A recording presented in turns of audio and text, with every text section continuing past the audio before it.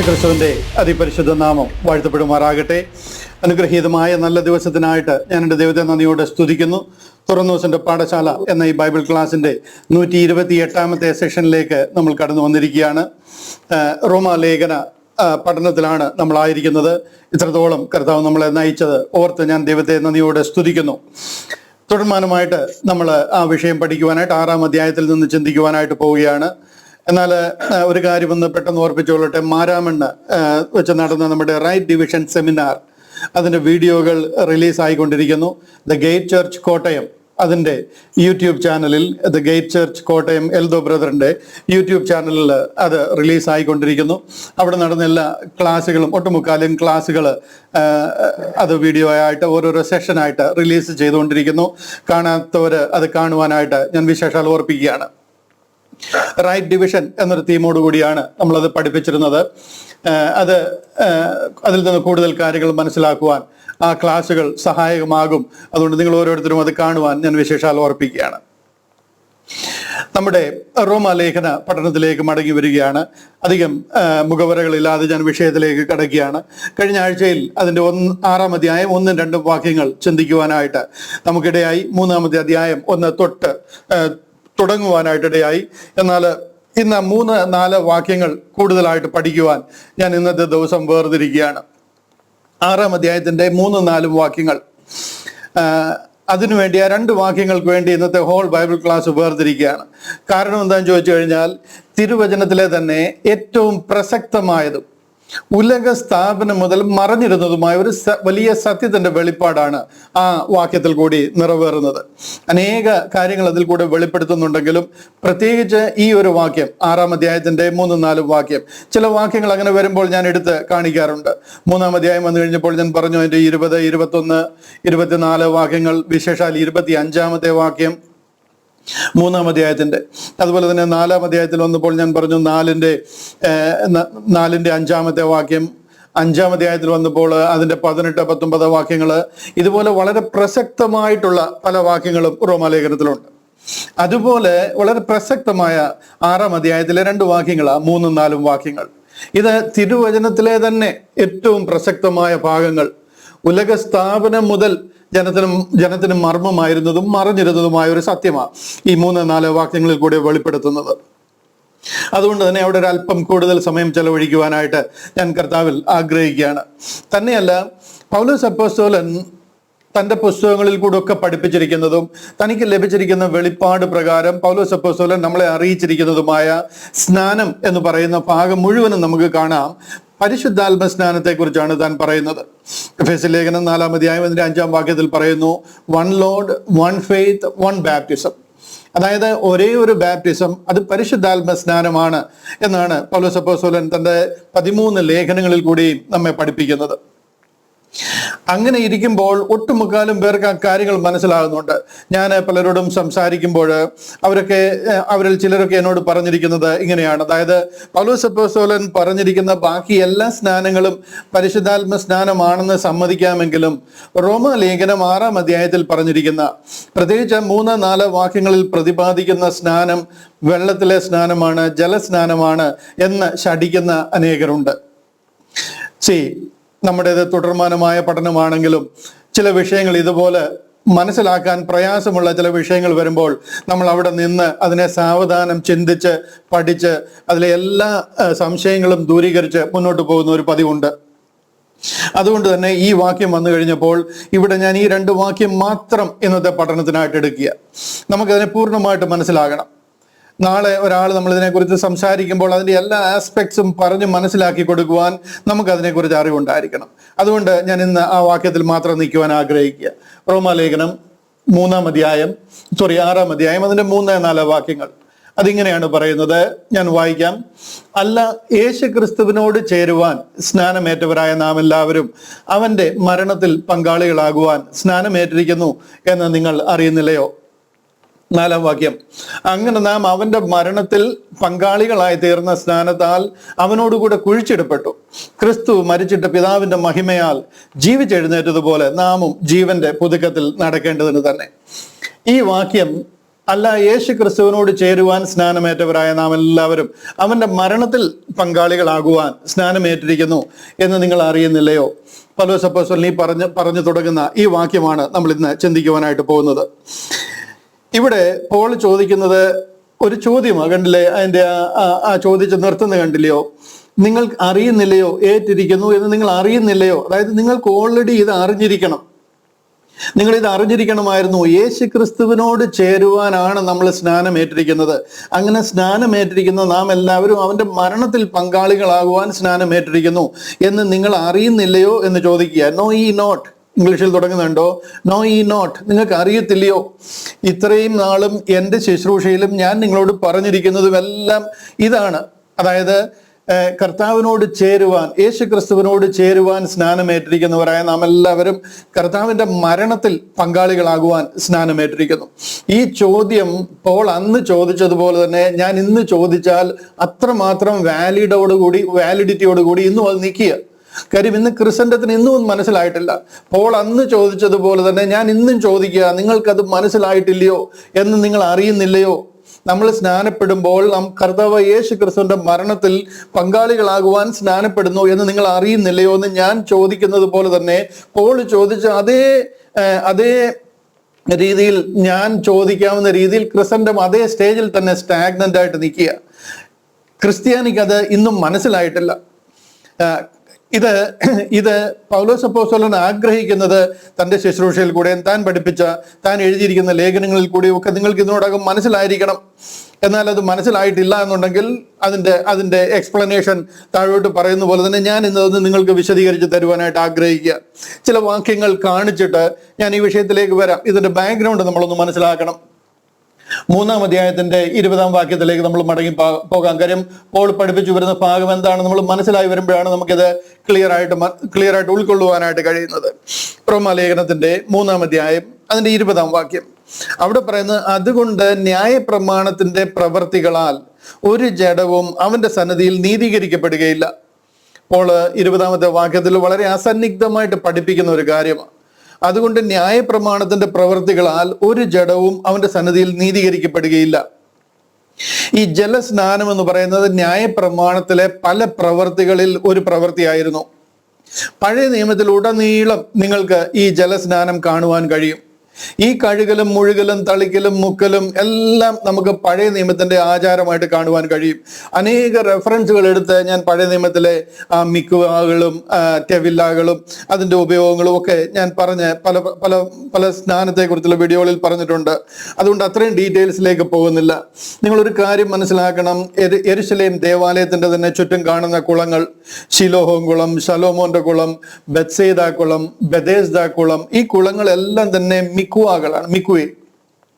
അതായത് അവരുടെ സ്നാന ശുശ്രൂഷയ്ക്കും അവരെ കഴുകലിനും തളിക്കലിനും മുക്കലിനും മുഴുകലിനും ഒക്കെ ആയിട്ടുള്ള ഒരു വെള്ളത്തിലെ സ്നാനം, ജലസ്നാനം എന്ന് പറഞ്ഞു കഴിഞ്ഞാൽ പഴയ നിയമത്തിലെ അവരുടെ കൽപ്പനകളുടെ, അവരുടെ ഉപദേശങ്ങളുടെ ഭാഗമാണ്. അനേക റെഫറൻസുകൾ നമുക്കത് കാണിക്കുവാൻ കഴിയും. ഞാൻ അതിലേക്ക് അത്രയും ഡീറ്റെയിലോട്ട് കടക്കുന്നില്ല. ആർക്കെങ്കിലും സംശയം ആ വിഷയത്തിലുണ്ടെന്നുണ്ടെങ്കിൽ തീർച്ചയായിട്ടും അതിന് എക്സ്പ്ലനേഷനോടുകൂടി പല റെഫറൻസുകൾ എടുത്താൽ ഞാനത് കാണിക്കുവാനായിട്ട് കഴിയും. ജോൺ ദ ബാപ്റ്റിസ്റ്റ് അദ്ദേഹത്തെ ഈ ലോകത്തിലേക്ക് അയക്കുന്നത് ഈ പഴയ നിയമത്തിലെ ആ ഉപദേശത്തിൻ്റെയും അതിൻ്റെ ഭാഗമായിട്ടാണ് മാനസാന്തര സ്നാനം കഴിപ്പിക്കുവാനായിട്ട്. കാര്യം മാനസാന്തരപ്പെട്ട ഒരാൾ ആ ജലത്തിൽ സ്നാനം കഴിക്കേണ്ടുന്ന ഒരാവശ്യം പഴയ നിയമത്തിലുണ്ട്. പല സാഹചര്യങ്ങളിൽ പല സന്ദർഭങ്ങളിൽ അവർ സ്നാനം കഴിക്കും.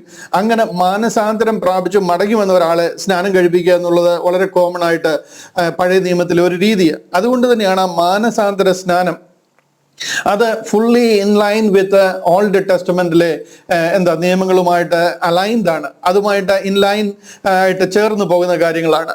മാനസാന്തര സ്നാനം പഴയ നിയമത്തിൽ ന്യായപ്രമാണത്തിൽ കൊടുത്തിരുന്ന ഉപദേശങ്ങളുമായിട്ട് ചേർന്ന് പോകുന്ന കാര്യങ്ങളാണ്.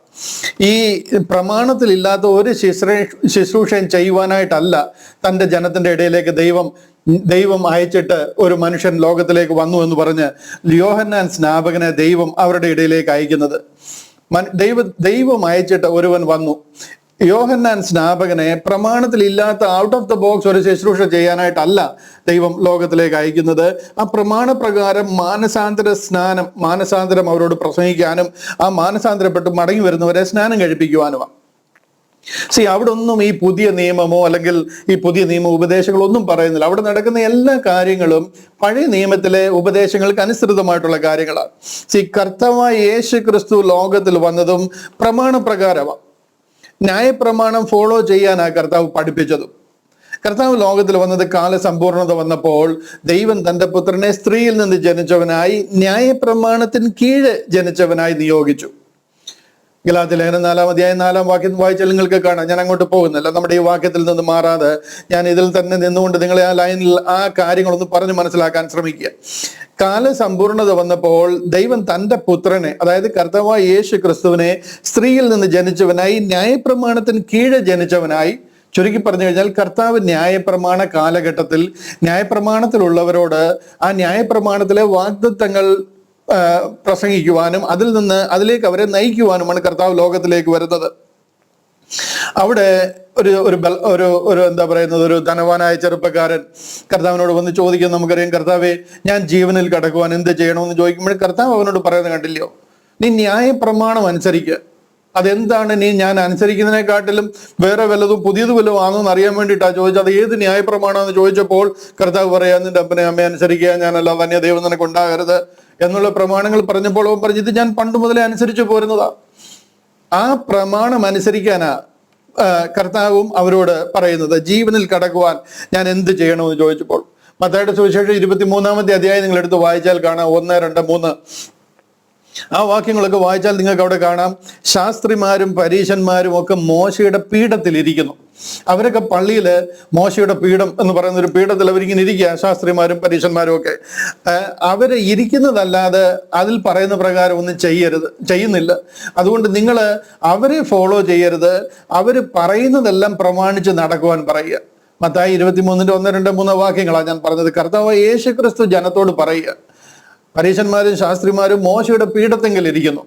ആ പീഠത്തിൽ ഇരിക്കുന്നതല്ലാതെ അവർ മോശ കൽപ്പിച്ചതുമാതിരി കാര്യങ്ങളൊന്നും ചെയ്യുന്നില്ല. എന്നാൽ നിങ്ങളോ മോശ കൽപ്പിച്ച ആ പ്രമാണം അതേപോലെ പാലിപ്പീൻ, ആ പറയുന്നതൊക്കെയും പ്രമാണിച്ച് നടക്കുവീൻ എന്ന് പറയുക. എബ്രായ ലേഖനം 6-ാം അധ്യായം, എബ്രായ ലേഖനത്തിൽ തന്നെ ഹീബ്രൂസിനോട് പറയുന്ന, എബ്രായരോട് പറയുന്ന അതിന്റെ 6-ാം അധ്യായത്തിലേക്ക് വന്നു കഴിയുമ്പോൾ അവരുടെ അടിസ്ഥാന ഉപദേശങ്ങൾ എന്താണെന്ന് പറയുക. അതുകൊണ്ട് നിർജീവ പ്രവർത്തികളെ കുറിച്ചുള്ള മാനസാന്തരം ഞാനൊന്ന് പെട്ടെന്ന് ഫ്ലാഷ് ചെയ്യാം. എബ്രായ ലേഖനം 6-ാം അധ്യായം അതിന്റെ 1 മുതലുള്ള വാക്യങ്ങൾ അവിടെ പറയുന്നുണ്ടല്ലോ. അതുകൊണ്ട് നിർജീവ പ്രവർത്തികളെ കുറിച്ചുള്ള മാനസാന്തരം, ദൈവത്തിങ്കിലെ വിശ്വാസം, സ്നാനങ്ങളെ കുറിച്ചുള്ള ഉപദേശം, കൈവപ്പ്, മരിച്ചവരുടെ പുനരുദ്ധാനം, നിത്യശിക്ഷാവിധി എന്നിങ്ങനെയുള്ള അടിസ്ഥാനം പിന്നെയും ഇടാതെ. മനസ്സിലായോ? ഇതെല്ലാം അവരുടെ അടിസ്ഥാനങ്ങളാണ്. യഹൂദനെ സംബന്ധിച്ചിടത്തോളം ഈ കാര്യങ്ങൾ മുഴുവനും അവരുടെ അടിസ്ഥാനമാണ്. നിർജീവ പ്രവൃത്തികളിൽ നിന്നുള്ള മാനസാന്തരം, മടങ്ങി വരണം, മാനസാന്തരം പ്രാപിക്കണം. അന്യദേവി ദേവതകളുടെ പുറകെ പോയ അനേക തെറ്റുകളിൽ അവർ അകപ്പെട്ടിട്ടുണ്ട്. അങ്ങനെയുള്ള നിർജീവ പ്രവൃത്തികളിൽ നിന്നൊക്കെയുള്ള മാനസാന്തരം, ദൈവത്തെങ്കിലെ വിശ്വാസം, മടങ്ങി വരണം, കർത്താവാണ് നിങ്ങളെ വിളിച്ചിരിക്കുന്നത്, നിങ്ങൾ ദൈവത്തിന്റെ സന്താനമാണ്, അവന്റെ വാഗ്ദത്ത സന്തതികളാണ്, അവനുള്ള വിശ്വാസം, സ്നാനങ്ങളെ കുറിച്ചുള്ള ഉപദേശം. പലതരം സ്നാനങ്ങളുണ്ട്. ആ സ്നാനങ്ങളെ കുറിച്ചുള്ള ഉപദേശം, കൈവപ്പ്, മരിച്ചവരുടെ പുനരുദ്ധാനം, ഇതെല്ലാം അവർ വിശ്വസിക്കുന്ന നിത്യശിക്ഷാവിധി, ഇതെല്ലാം ഉണ്ട് എന്നിങ്ങനെയുള്ള അടിസ്ഥാനം പിന്നെയും ഇടാതെ. മനസ്സിലായോ? ഇതെല്ലാം ഇവരുടെ അടിസ്ഥാന പ്രമാണങ്ങളാണ്. ന്യായപ്രമാണ പ്രകാരം കംപ്ലീറ്റ്ലി ഇൻ ലൈനായിട്ട് പോകുന്ന കാര്യങ്ങളാണ്. ഈ ജലസ്നാനമാണ് പൗലോസ് അപ്പോസ്തലനോട് ഉപദേശിക്കുന്നതെന്ന് പറയുമ്പോൾ നിങ്ങളൊരു കാര്യം മനസ്സിലാക്കണം. പോൾ പറയുന്നത് ന്യായപ്രമാണത്തിന്റെ പ്രവൃത്തികളാൽ ഒരു ജഡവും ദൈവത്തിന്റെ സന്നിധിയിൽ നീതീകരിക്കപ്പെടുന്നില്ല എന്ന അടിസ്ഥാന പ്രമാണമായിട്ട് പോൾ പഠിപ്പിക്കുക. ഇത് പഠിപ്പിച്ചിട്ട് ന്യായപ്രമാണത്തിലെ ജലസ്നാനം പോൾ ചെയ്യിപ്പിക്കുന്നു എന്ന് പറഞ്ഞു കഴിഞ്ഞാൽ ഇത് ക്രിസ്ത്യാനിറ്റിയുടെ ഫൗണ്ടേഷണൽ ഡോക്ട്രിൻസാണ്. അടിസ്ഥാനപരമായ കാര്യങ്ങൾ പറയുക. ഇവിടെ പറയാം, അതുകൊണ്ട് ന്യായപ്രമാണത്തിന്റെ പ്രവൃത്തികളാൽ ഒരു ജഡവും ദൈവത്തിന്റെ സന്നിധിയിൽ നീതീകരിക്കപ്പെടുന്നില്ല. ഈ 21-ാമത്തെ വാക്യം, അതിന്റെ അടുത്ത വാക്യം കണ്ടില്ലയോ? അടുത്ത വാക്യം നോക്കിക്കഴിഞ്ഞാൽ അവിടെ പറയാ, ഇപ്പോഴോ ദൈവത്തിന്റെ നീതി വിശ്വസിക്കുന്ന എല്ലാവർക്കും യേശു ക്രിസ്തുവിലെ വിശ്വാസത്താലുള്ള ദൈവനീതി തന്നെ. കർത്താവായ യേശു ക്രിസ്തുവിലെ വിശ്വാസത്താലാണ് ഇന്ന് ഒരുവൻ നീതീകരിക്കപ്പെടുന്നത്. ഇവിടെ നീതീകരണം എന്നൊക്കെ പറയുമ്പോഴത്തേനും നമ്മൾ രക്ഷയിൽ നിന്ന് ഒത്തിരി മാറിപ്പോകേണ്ട. ആ രക്ഷയെക്കുറിച്ച് തന്നെയായി നീതീകരണം എന്ന് ഇവിടെ പറയുന്നത്. പോൾ ഇവിടെ പറയുന്ന ജസ്റ്റിഫിക്കേഷൻ എന്ന് പറയുന്നത് നമ്മുടെ സാൽവേഷൻ, രക്ഷ എന്നുള്ളൊരു വാക്യത്തിന് ഈ ഒരു കാര്യത്തിൽ, ഈ ഒരു ലേഖനത്തിൽ താൻ ഒരു കോടതി ഭാഷ ഉപയോഗിച്ചിരിക്കുന്നതുകൊണ്ട് നീതി ന്യായ കോടതിയുടെ ഭാഷ ഉപയോഗിച്ചു ഇരിക്കുന്നത് കൊണ്ട് നീതീകരണം എന്ന് പറയുന്നു. ഇവിടെ എല്ലാം ആ പറയുന്നത് രക്ഷയാണ്. ഇപ്പോഴോ ദൈവത്തിന്റെ നീതി വിശ്വസിക്കുന്ന എല്ലാവർക്കും യേശു ക്രിസ്തുവിലെ വിശ്വാസത്താൽ ഉള്ള ദൈവനീതി, കർത്താവായ യേശു ക്രിസ്തുവിലെ വിശ്വാസത്താലാണ് നമുക്ക് നീതി ലഭിക്കുന്നത്, നമ്മൾ രക്ഷിക്കപ്പെടുന്നത് എന്ന് അസന്നിഗ്ധമായിട്ട് പോൾ പറയുക. 24-ാമത്തെ വാക്യം കാണിക്കാം. 24-ാമത്തെ വാക്യത്തിൽ പറയുന്നുണ്ടല്ലോ, അവന്റെ കൃപയാൽ നിങ്ങൾ വേറെ ഒരു കാര്യങ്ങളും ചെയ്യുന്നതിലല്ല ഇന്ന് രക്ഷിക്കപ്പെടുന്നത്. കർത്താവിന്റെ കൃപയാൽ യേശു ക്രിസ്തുവിലെ വീണ്ടെടുപ്പ് മൂലം സൗജന്യമായിട്ട് അത്ര നീതീകരിക്കപ്പെടുന്നത്. കർത്താവായ യേശു ക്രിസ്തുവിന്റെ രക്തത്താൽ നമ്മളെ വീണ്ടെടുത്തിരിക്കുക. മുമ്പേ ദൂരസ്ഥരായിരുന്ന നിങ്ങളെ ഇപ്പോൾ യേശുവിൽ ക്രിസ്തുവിന്റെ രക്തത്താൽ വീണ്ടെടുത്തിരിക്കുക. അങ്ങനെ യേശു ക്രിസ്തുവിലെ വീണ്ടെടുപ്പ് മൂലം സൗജന്യമായിട്ട് നിങ്ങൾ രക്ഷിക്കപ്പെട്ടിരിക്കുക. റോമാലേഖനം വളരെ 6ാം സ്റ്റാൻഡേർഡിൽ പഠിക്കുന്ന ഒരു കുട്ടിക്ക് മനസ്സിലാകുന്ന രീതിയിൽ ഈ കാര്യങ്ങൾ ഇപ്പോൾ അവതരിപ്പിച്ചുകൊണ്ട് വരിക. അവന്റെ കൃപയാൽ, കണ്ടില്ലയോ, ഇത് എങ്ങനെയാ നമുക്ക് ലഭിക്കുന്നത്? Just because of the grace of God. അവന്റെ കൃപയാൽ ക്രിസ്തുയേശുവിലെ വീണ്ടെടുപ്പ് മൂലം സൗജന്യമായിട്ട് അത്രേ, but justified freely by his grace through the redemption that is in Christ Jesus. അങ്ങനെയാണ് നമ്മൾ രക്ഷിക്കപ്പെടുന്നത്. പോരാന്നുണ്ടെങ്കിൽ അടുത്ത വാക്യത്തിന്റെ ആ ആദ്യത്തെ ലൈൻ, ആദ്യത്തെ ആ ഒരു പോർഷൻ, അത് ശരിക്കും പറഞ്ഞ് ഞാൻ മുമ്പേ പറഞ്ഞതുമാതിരി ഭയങ്കര പവർഫുൾ ആയിട്ടുള്ള ഒരു വാക്യം, ഭയങ്കര പവർഫുൾ ആയിട്ടുള്ള. അവിടെ പറയുന്നുണ്ട്, വിശ്വസിക്കുന്നവർക്ക് അവൻ തൻ്റെ രക്തം മൂലം പ്രായശ്ചിത്തമാകുവാൻ ദൈവം അവനെ പരസ്യമായിട്ട് നിർത്തിയിരിക്കുന്നു. ഈ പരസ്യമായിട്ടൊക്കെ നിർത്തിയിരിക്കുന്നു എന്ന് പറഞ്ഞു കഴിഞ്ഞാൽ ഒരു ജാതികൾക്കോ ഒരു വിളിക്കപ്പെട്ട കൂട്ടർക്കോ വേണ്ടി മാത്രമെന്നല്ല, ഉലകത്തിന്റെ ഇങ്ങേയറ്റം മുതൽ അങ്ങേയറ്റം വരെ സകല മാനവരാശിയുടെയും രക്ഷയ്ക്കായിട്ട് കർത്താവായ യേശു ക്രിസ്തുവിനെ പരസ്യമായിട്ട് നിർത്തിയിരിക്കുന്നു. വിശ്വസിക്കുന്ന ഏവർക്കും അവൻ തൻ്റെ രക്തം മൂലം പ്രായശ്ചിത്തമാകുവാൻ ദൈവം അവനെ പരസ്യമായിട്ട് നിർത്തിയിരിക്കുക. ഇതൊരു എന്താ പറയുന്നത്, ഇത്ര വളരെ ക്ലിയർ ആയിട്ടുള്ളൊരു കാര്യം ഇവിടെ വേറെ ഒന്നിൻ്റെയും ആവശ്യമില്ല നിങ്ങൾക്ക് രക്ഷിക്കപ്പെടുവാൻ. നിങ്ങളുടെ രക്ഷ നിറവേറ്റുവാനായിട്ട് കർത്താവ് കാൽവറിയിൽ യാഗമായിരിക്കുക. ഇതിന്റെ പുറത്ത് നമ്മൾ ആരെങ്കിലും എന്തെങ്കിലും ചെയ്ത് നേടുന്ന ഒരു രക്ഷാ പദ്ധതി അല്ല ഇത്. താപ്പോട്ട് വരുമ്പോൾ നമുക്ക് കാണാം, അത് കർമ്മ മാർഗത്തിലല്ല, വിശ്വാസ മാർഗത്തിൽ അത്ര. ആ കർമ്മം പ്രവൃത്തി ചെയ്ത് രക്ഷിക്കപ്പെടുന്ന റൂട്ടിലെ അല്ല ഈ രക്ഷ എന്ന് പറയുക. നമുക്ക് രക്ഷ ലഭിച്ചിരിക്കുന്നത് കർത്താവിലൂടെ വിശ്വാസ മാർഗത്തിലാണ്.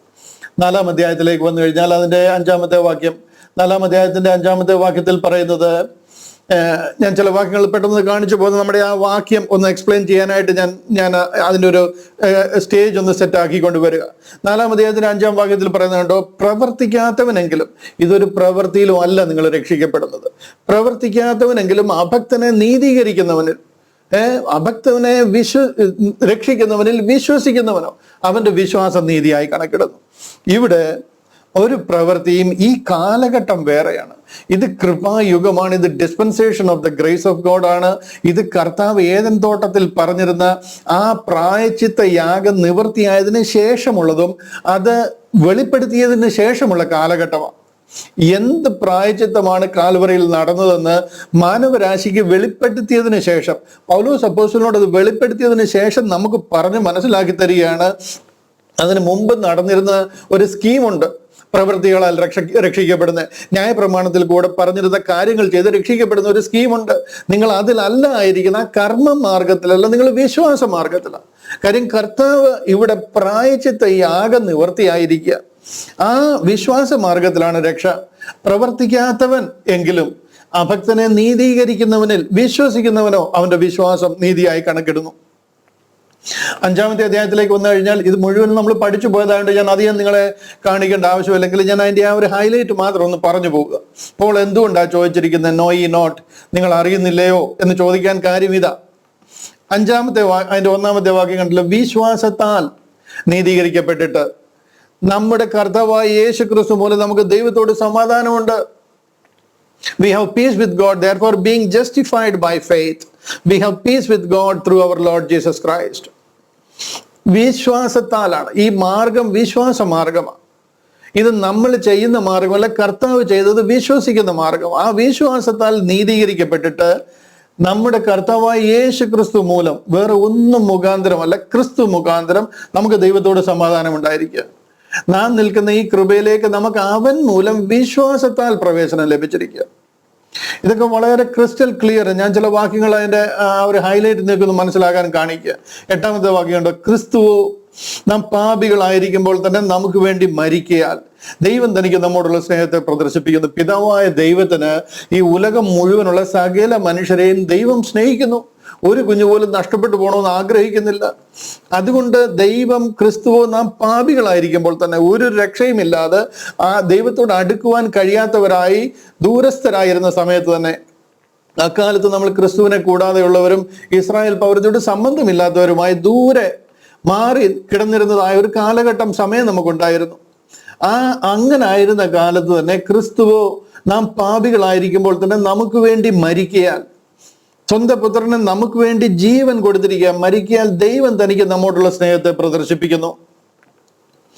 അവന്റെ രക്തത്താൽ നീതീകരിക്കപ്പെട്ട ശേഷമോ നാം അവനാൽ എത്രയധികമായി കോപത്തിൽ നിന്ന് രക്ഷിക്കപ്പെടും.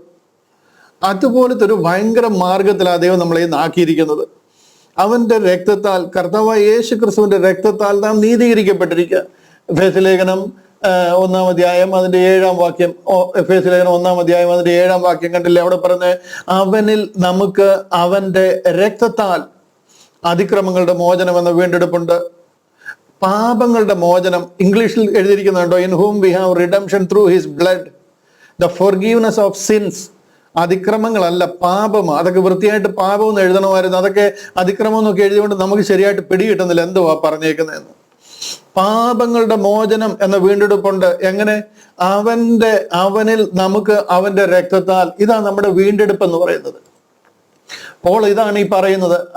5-ാമത്തെ വാക്യം, 5-ാമത്തെ അധ്യായം 8-ാം വാക്യം, 9-ാം വാക്യം, അവന്റെ രക്തത്താൽ നീതീകരിക്കപ്പെട്ട ശേഷമോ നാം അവനാൽ എത്രയധികമായി കോപത്തിൽ നിന്ന് രക്ഷിക്കപ്പെടും. മനസ്സിലായോ? യേശു ക്രിസ്തുവിന്റെ രക്തത്താൽ നമ്മളെ റിഡീം ചെയ്തിരിക്കുക, വീണ്ടെടുക്കപ്പെട്ടിരിക്കുക. 10-ാം വാക്യം, ശത്രുക്കളായിരിക്കുമ്പോൾ തന്നെ നമുക്ക് അവന്റെ പുത്രന്റെ മരണത്താൽ ദൈവത്തോട് നിരപ്പ് വന്നുവെങ്കിൽ നിരന്ന ശേഷം നാം അവന്റെ ജീവനാൽ എത്രയധികമായി രക്ഷിക്കപ്പെടും. നിങ്ങൾക്ക് തോന്നുന്നുണ്ടോ ഇതെല്ലാം പറഞ്ഞിട്ട് നിങ്ങൾ ന്യായപ്രമാണത്തിൽ 5-6 കൂട്ടം കാര്യങ്ങളൂടെ ചെയ്യണമെന്ന് ആ കർത്താവ് നമ്മളെ കുറിച്ച് ആവശ്യപ്പെടുന്നതെന്ന് നിങ്ങൾക്ക് ചിന്തിക്കാൻ കഴിയുന്നുണ്ടോ? ഞാനൊന്ന് സമാധാനമായിട്ട് നിങ്ങൾക്ക് വിട്ടുതരാം. ഇത്രമാത്രം കൺഫ്യൂഷൻ എങ്ങനെയാ വരുന്നത്? റോമാ ലേഖനത്തിൽ ഇത്ര വ്യക്തമായിട്ട് ഈ കാര്യം പറഞ്ഞിരിക്കുക. ഇത് നമ്മുടെ അടിസ്ഥാന പ്രമാണമാണെന്ന് ജനം വിശ്വസിച്ചിരിക്കുക. അത് വിശ്വസിച്ചാലും വിശ്വസിച്ചില്ലെങ്കിലും ഇത് പകൽ വെളിച്ചം പോലെ ക്ലിയർ ആയിട്ടുള്ള കാര്യം. ദൈവം മനുഷ്യനായിട്ട് ലോകത്തിൽ അവതരിച്ച് മാനവരാശിയുടെ പാപത്തിന്റെ പരിഹാരത്തിന് വേണ്ടി പ്രായശ്ചിത്ത യാഗമായി ആ ക്രൂശിലൂടെ ആ രക്തം, അവസാനത്തെ തുള്ളി രക്തം വരെ ഒഴുക്കി തന്ന് ആ രക്തം വിലയ്ക്ക് കൊടുത്ത് നമ്മെ വാങ്ങിച്ചിരിക്കുന്നത് കർത്താവിന്റെ തിരുവചനത്തിൽ സത്യ ബൈബിളിൽ എഴുതി നമ്മുടെ കയ്യിൽ തന്നിരിക്കുക. അതിനുവേണ്ടി കർത്താവ് ലോകത്തിൽ വന്നിരിക്കുക. ഇനി ഇതിലല്ല, ന്യായപ്രമാണത്തിലാണ് നിങ്ങൾ രക്ഷിക്കപ്പെടുന്നതെങ്കിൽ കർത്താവ് മരിച്ചത് വ്യർത്ഥമായി പോയല്ലോ എന്ന് പറഞ്ഞിരിക്കുക. ഇത്രയും കാര്യങ്ങൾ ഇതിനകത്തിൽ കൂടെ നമുക്ക് ക്ലിയർ ആയിട്ട് വെളിപ്പെടുത്തി തന്നിരിക്കുക. അതിന്റെ 18-ാമത്തെ വാക്യം കണ്ടില്ലയോ? അങ്ങനെ ഏക ലംഘനത്താൽ സകല മനുഷ്യർക്കും, അതായത് ആദാം ചെയ്ത ആ ഒരു ട്രാൻസ്ഗ്രഷൻ അല്ലെങ്കിൽ ലംഘനം, കൽപ്പന ലംഘനത്താൽ സകല മനുഷ്യർക്കും ശിക്ഷാവിധി വന്നതുപോലെ ഏക നീതിയാൽ സകല മനുഷ്യർക്കും ജീവകാരണമായ നീതീകരണവും വന്നു. കർത്താവായ യേശു ക്രിസ്തു കാൽവറിയിൽ നിവർത്തിച്ച ആ പരമയാഗത്തിലൂടെ സകല മാനവരാശിയും രക്ഷിക്കപ്പെടുവാനുള്ള വഴി തുറന്നിരിക്കുക. ഓട്ടോമാറ്റിക്കായിട്ട് രക്ഷിക്കപ്പെടുകയല്ല, വിശ്വാസത്താൽ എല്ലാവർക്കും അതിലേക്ക് വരുവാനായിട്ടുള്ള വഴി തുറക്കപ്പെട്ടിരിക്കുക. 19-ാമത്തെ വാക്യം, ഏക മനുഷ്യന്റെ അനുസരണക്കേടിനാൽ അനേകർ പാപികളായി തീർന്നതുപോലെ ഏകന്റെ അനുസരണത്താൽ അനേകർ നീതിമാന്മാരായി തീരും. എല്ലാവരുമല്ല, അനേകർ. കാര്യം എന്താണെന്ന് ചോദിച്ചു കഴിഞ്ഞാൽ അതിൽ വിശ്വസിക്കണം. വിശ്വാസ മാർഗത്തിൽ കൂടിയാണ് നമുക്ക് ഈ രക്ഷ ലഭിക്കുന്നത്. ഇത്രയും പറഞ്ഞിട്ട് 6-ാമത്തെ അധ്യായത്തിലേക്ക് കയറുമ്പോൾ പോൾ അവരോട് ചോദിക്കുകയാണ്, ഇത്രയും കാര്യങ്ങൾ പറഞ്ഞും പഠിപ്പിച്ചും വന്നിട്ടാ പറയുന്നത്, അല്ല യേശു ക്രിസ്തുവിനോട് ചേരുവാൻ സ്നാനമേറ്റവരായ നാം എല്ലാവരും അവന്റെ മരണത്തിൽ പങ്കാളികളാകുവാൻ സ്നാനമേറ്റിരിക്കുന്നു എന്ന് നിങ്ങൾ അറിയുന്നില്ലയോ? ഇവിടെ ചോദിക്കാൻ കാര്യം ഇതാണ്. ന്യായപ്രമാണത്തിലെ ഒരു ക്രിയയും ചെയ്യുന്നതിനാലോ ഒരു പ്രമാണം അനുസരിക്കുന്നതിനാലോ അല്ല, പ്രത്യുത കർത്താവ് കാൽവറിയിൽ നിവർത്തിയാക്കിയിരിക്കുന്ന ആ പ്രായശ്ചിത്ത യാഗത്തിലെ വിശ്വാസത്താൽ, ആ പ്രൊപ്പിച്ചിയേഷൻ ഡെത്ത്, മറുവിലയാഗം, ആ സബ്സ്റ്റിറ്റ്യൂഷണറി അറ്റോൺമെന്റ്, ആ യാഗത്തിലൂടെ നമുക്ക് രക്ഷ വന്നിരിക്കുക. ഇതിലിനി എന്ത് ക്ലാരിറ്റിയാ വേണ്ടി? ആർക്കാ ഇതിൽ സംശയമുള്ളത്? ഏത് ക്രിസ്ത്യാനിക്കാ ഇത് അറിയാത്തത്? വേറെ ഏതിലാണ് നമുക്ക് രക്ഷിക്കപ്പെടാൻ കഴിയുക? ഇതിനെക്കാട്ടിൽ പവർഫുൾ ആയിട്ട് രക്ഷിക്കാൻ പറ്റുന്ന വേറെ ഏത് ഉപദേശമാണ് ബൈബിൾ പറഞ്ഞിരിക്കുന്നത്? റോമാലേഖനത്തിനെ ഇതുകൊണ്ടാണ് ഡോക്ട്രിനൽ ബുക്ക് ഓഫ് ക്രിസ്ത്യാനിറ്റി എന്ന് പറയാൻ കാര്യം. ഇവിടെ ഒന്ന് രണ്ട് കാര്യങ്ങൾ കൂടെ നിങ്ങൾക്ക് ഈ പറഞ്ഞ ഈ വിഷയം ഞാൻ കുറെ കൂടെ ഒന്ന് ശരിക്കും കോൺക്രീറ്റ് ഇട്ട് ഉറപ്പിക്കുന്ന പോലെ ഈ കാര്യം ഒന്ന് മനസ്സിലാക്കി തരാം. ഇവിടെ കർത്താവ് എന്തിനു മരിച്ചു എന്ന് നമ്മൾ അറിഞ്ഞിരിക്കണം. എന്തിനാ കർത്താവ് ഇവിടെ മരിക്കുന്നത്? കർത്താവിന്റെ മരണത്തിൽ പങ്കാളികളാകുവാൻ എന്നൊക്കെ പറയുന്നുണ്ടല്ലോ. എന്തിനാ കർത്താവ് ഇവിടെ മരിക്കുന്നത്? കർത്താവിന് മരിക്കേണ്ടുന്ന ആവശ്യമുണ്ടോ? ഇല്ലേ ഇല്ല. കർത്താവ് ഈ ലോകത്തിൽ വന്ന് മരിക്കേണ്ടുന്ന ആവശ്യമേ ഇല്ല. കാരണം കർത്താവിൽ പാപമില്ല. കർത്താവ് പാപിയല്ല. കർത്താവ് ആദാമിന്റെ പാരമ്പര്യത്തിലോ ആ ലീനിയേജിലോ ആ ബ്ലഡ് ലൈനിലോ അല്ല ലോകത്തിൽ വന്നിരിക്കുന്നത്. അതുകൊണ്ട് തന്നെ ആദം ചെയ്ത പാപം കർത്താവിൽ ഇല്ല. പാപം ചെയ്യുന്ന ദേഹി മരിക്കുമെന്ന, പാപത്തിന്റെ ശമ്പളം മരണം അത്രയെന്ന. അത് വന്നിരിക്കുന്ന ആദാമിന്റെ ലീനിയേജിൽ കൂടെ വന്നിരിക്കുന്നവർക്ക്. കർത്താവിനത് ബാധകമല്ല. കർത്താവ് പരിശുദ്ധ ആത്മാവിനാൽ ഉത്പാദിതമായതാണ്. പിന്നെ എന്തിനാ കർത്താവ് മരിച്ചത്? അത് നമ്മൾ ചിന്തിക്കേണ്ടുന്ന വിഷയമാണ്. ക്രിസ്ത്യാനിക്ക് ഈ അടിസ്ഥാന സത്യങ്ങൾ, ഈ അണ്ടർലൈങ് ട്രൂത്ത് നമ്മൾ അറിഞ്ഞിരിക്കണം. അല്ലാന്നുണ്ടെങ്കിൽ ബൈബിൾ വായിച്ചു കഴിഞ്ഞാൽ നമുക്ക് മനസ്സിലാകത്തില്ല. അതുകൊണ്ടാണ് ഇത് അറിയാൻ വയ്യാത്തവർ ആവശ്യമില്ലാത്ത ഉപദേശങ്ങളൊക്കെ ഉണ്ടാക്കിയിരിക്കുന്നത്. കർത്താവ് മരിച്ചത് കർത്താവിന്റെ പാപം നിമിത്തമേ അല്ല. ദൈവത്തിന് മരണത്തിന് പോലും കർത്താവിനെ പിടിച്ചു വെക്കുവാൻ കഴിയത്തില്ല. തിരുവചനം പറയുന്നത് ദൈവമോ അപ്പോസ്തല പ്രവൃത്തികളിൽ 7-ാം അധ്യായത്തിലാണെന്ന് തോന്നുന്നു.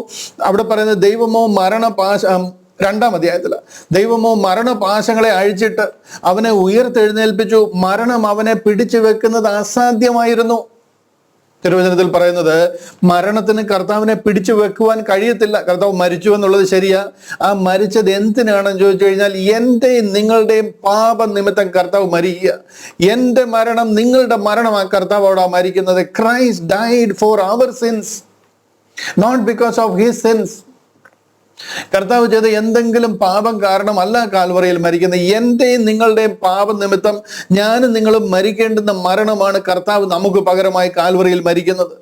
എന്റെ കാരണമാണ് കർത്താവ് മരിക്കുന്നത്. ഇത് കർത്താവ് ലൂക്കോസിന്റെ സുവിശേഷം 12-ാം അധ്യായം 50 ഒരു സൂചന നമുക്ക് തരുന്നത്. ലൂക്കോസിന്റെ സുവിശേഷം 12-ാം അധ്യായം 50-ാം വാക്യം.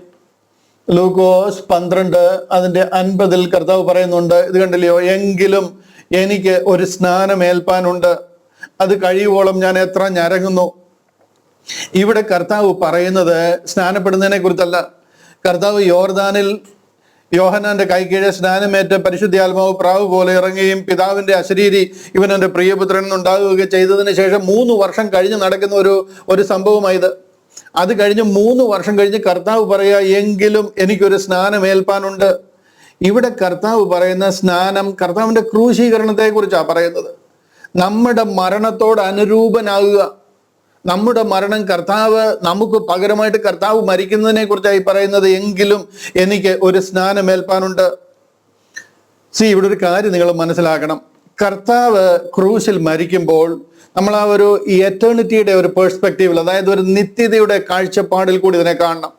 കർത്താവ് കാൽവറിയിൽ മരിക്കുമ്പോൾ നമ്മൾ കർത്താവിലുണ്ട്. ഞാനും നിങ്ങളും കർത്താവിലുണ്ട്. ലേവി അബ്രഹാം മൽക്കീസദേക്കിന് പതാരം കൊടുക്കുമ്പോൾ ലേവി അവന്റെ കടിപ്രദേശത്ത് ഉണ്ടായിരുന്നു. എത്രയോ വർഷങ്ങൾക്ക് ശേഷമാണ് ലേവിയൊക്കെ ഉണ്ടാകുന്നത്. എന്നിട്ട് തന്നെ പറയുന്നത് കണ്ടില്ലയോ എന്ന് പറഞ്ഞതുപോലെ ഞാനത് നിങ്ങൾക്കൊന്ന് മനസ്സിലാക്കാനായിട്ട് പറഞ്ഞു എന്നുള്ളതേ ഉള്ളൂ. കർത്താവ് കാൽവറിയിൽ മരിക്കുമ്പോൾ, ക്രൂശിൽ മരിക്കുമ്പോൾ നാം കർത്താവിലുണ്ട്. നിത്യതയുടെ ആ കാഴ്ചപ്പാടിൽ നോക്കുമ്പോൾ ഞാനും നിങ്ങളും ക്രിസ്തുവിലുണ്ട്. അവൻ അടക്കം ചെയ്യുമ്പോൾ നമ്മൾ അവനോടുകൂടി അടക്കപ്പെട്ടു. കർത്താവ് ക്രൂശിൽ മരിക്കുമ്പോൾ നാം കർത്താവിനോടുകൂടെ മരിക്കപ്പെട്ടു. അവൻ അടക്കപ്പെട്ടപ്പോൾ നാം അവനോടുകൂടി അടക്കപ്പെട്ടു. അവൻ ഉയർത്തെഴുന്നേറ്റപ്പോൾ നമ്മൾ അവനോടുകൂടി ഉയർത്തെഴുന്നേറ്റു. ഇതാണ് പോൾ തൻ്റെ ശുശ്രൂഷയിൽ ഉടനീളം, തൻ്റെ ലേഖനങ്ങളിൽ ഉടനീളം പഠിപ്പിക്കുന്നത്. കർത്താവിൽ എന്താ സംഭവിച്ചതെന്നുള്ളത് നമ്മളെ പഠിപ്പിക്കുക. അതുകൊണ്ടാണ് ക്രിസ്തുവിനോട് ചേരുവാൻ സ്നാനമേറ്റവരായ നാം എല്ലാവരും ക്രിസ്തുവിന്റെ മരണത്തിൽ പങ്കാളികളാകുവാൻ സ്നാനമേറ്റു എന്ന് പറയുന്നത്. അപ്പൊ ക്രിസ്തുവിനോട് ചേരുന്നവരായ നാം അവന്റെ മരണത്തിലും അവന്റെ അടക്കത്തിലും അവന്റെ പുനരുദ്ധാനത്തിലും പങ്കാളികളായി തീർന്നിരിക്കുക. ഞാൻ വിശദീകരിക്കാം. നിങ്ങൾക്ക് അതിൽ പൂർണ്ണമായിട്ട് അങ്ങോട്ട് കൺവീൻസ് ആകുന്നില്ല. ഞാനതിനെ കൂടുതൽ വാക്യങ്ങൾ കാണിച്ച് വിശദീകരിക്കാം. നമ്മളിവിടെ ഒരു കാര്യം മനസ്സിലാകേണ്ടത്, കർത്താവ് കാൽവറിയിൽ മരിച്ചപ്പോൾ നാം അവനിലുണ്ട്, ക്രിസ്തുവിൽ നമ്മളുണ്ട്.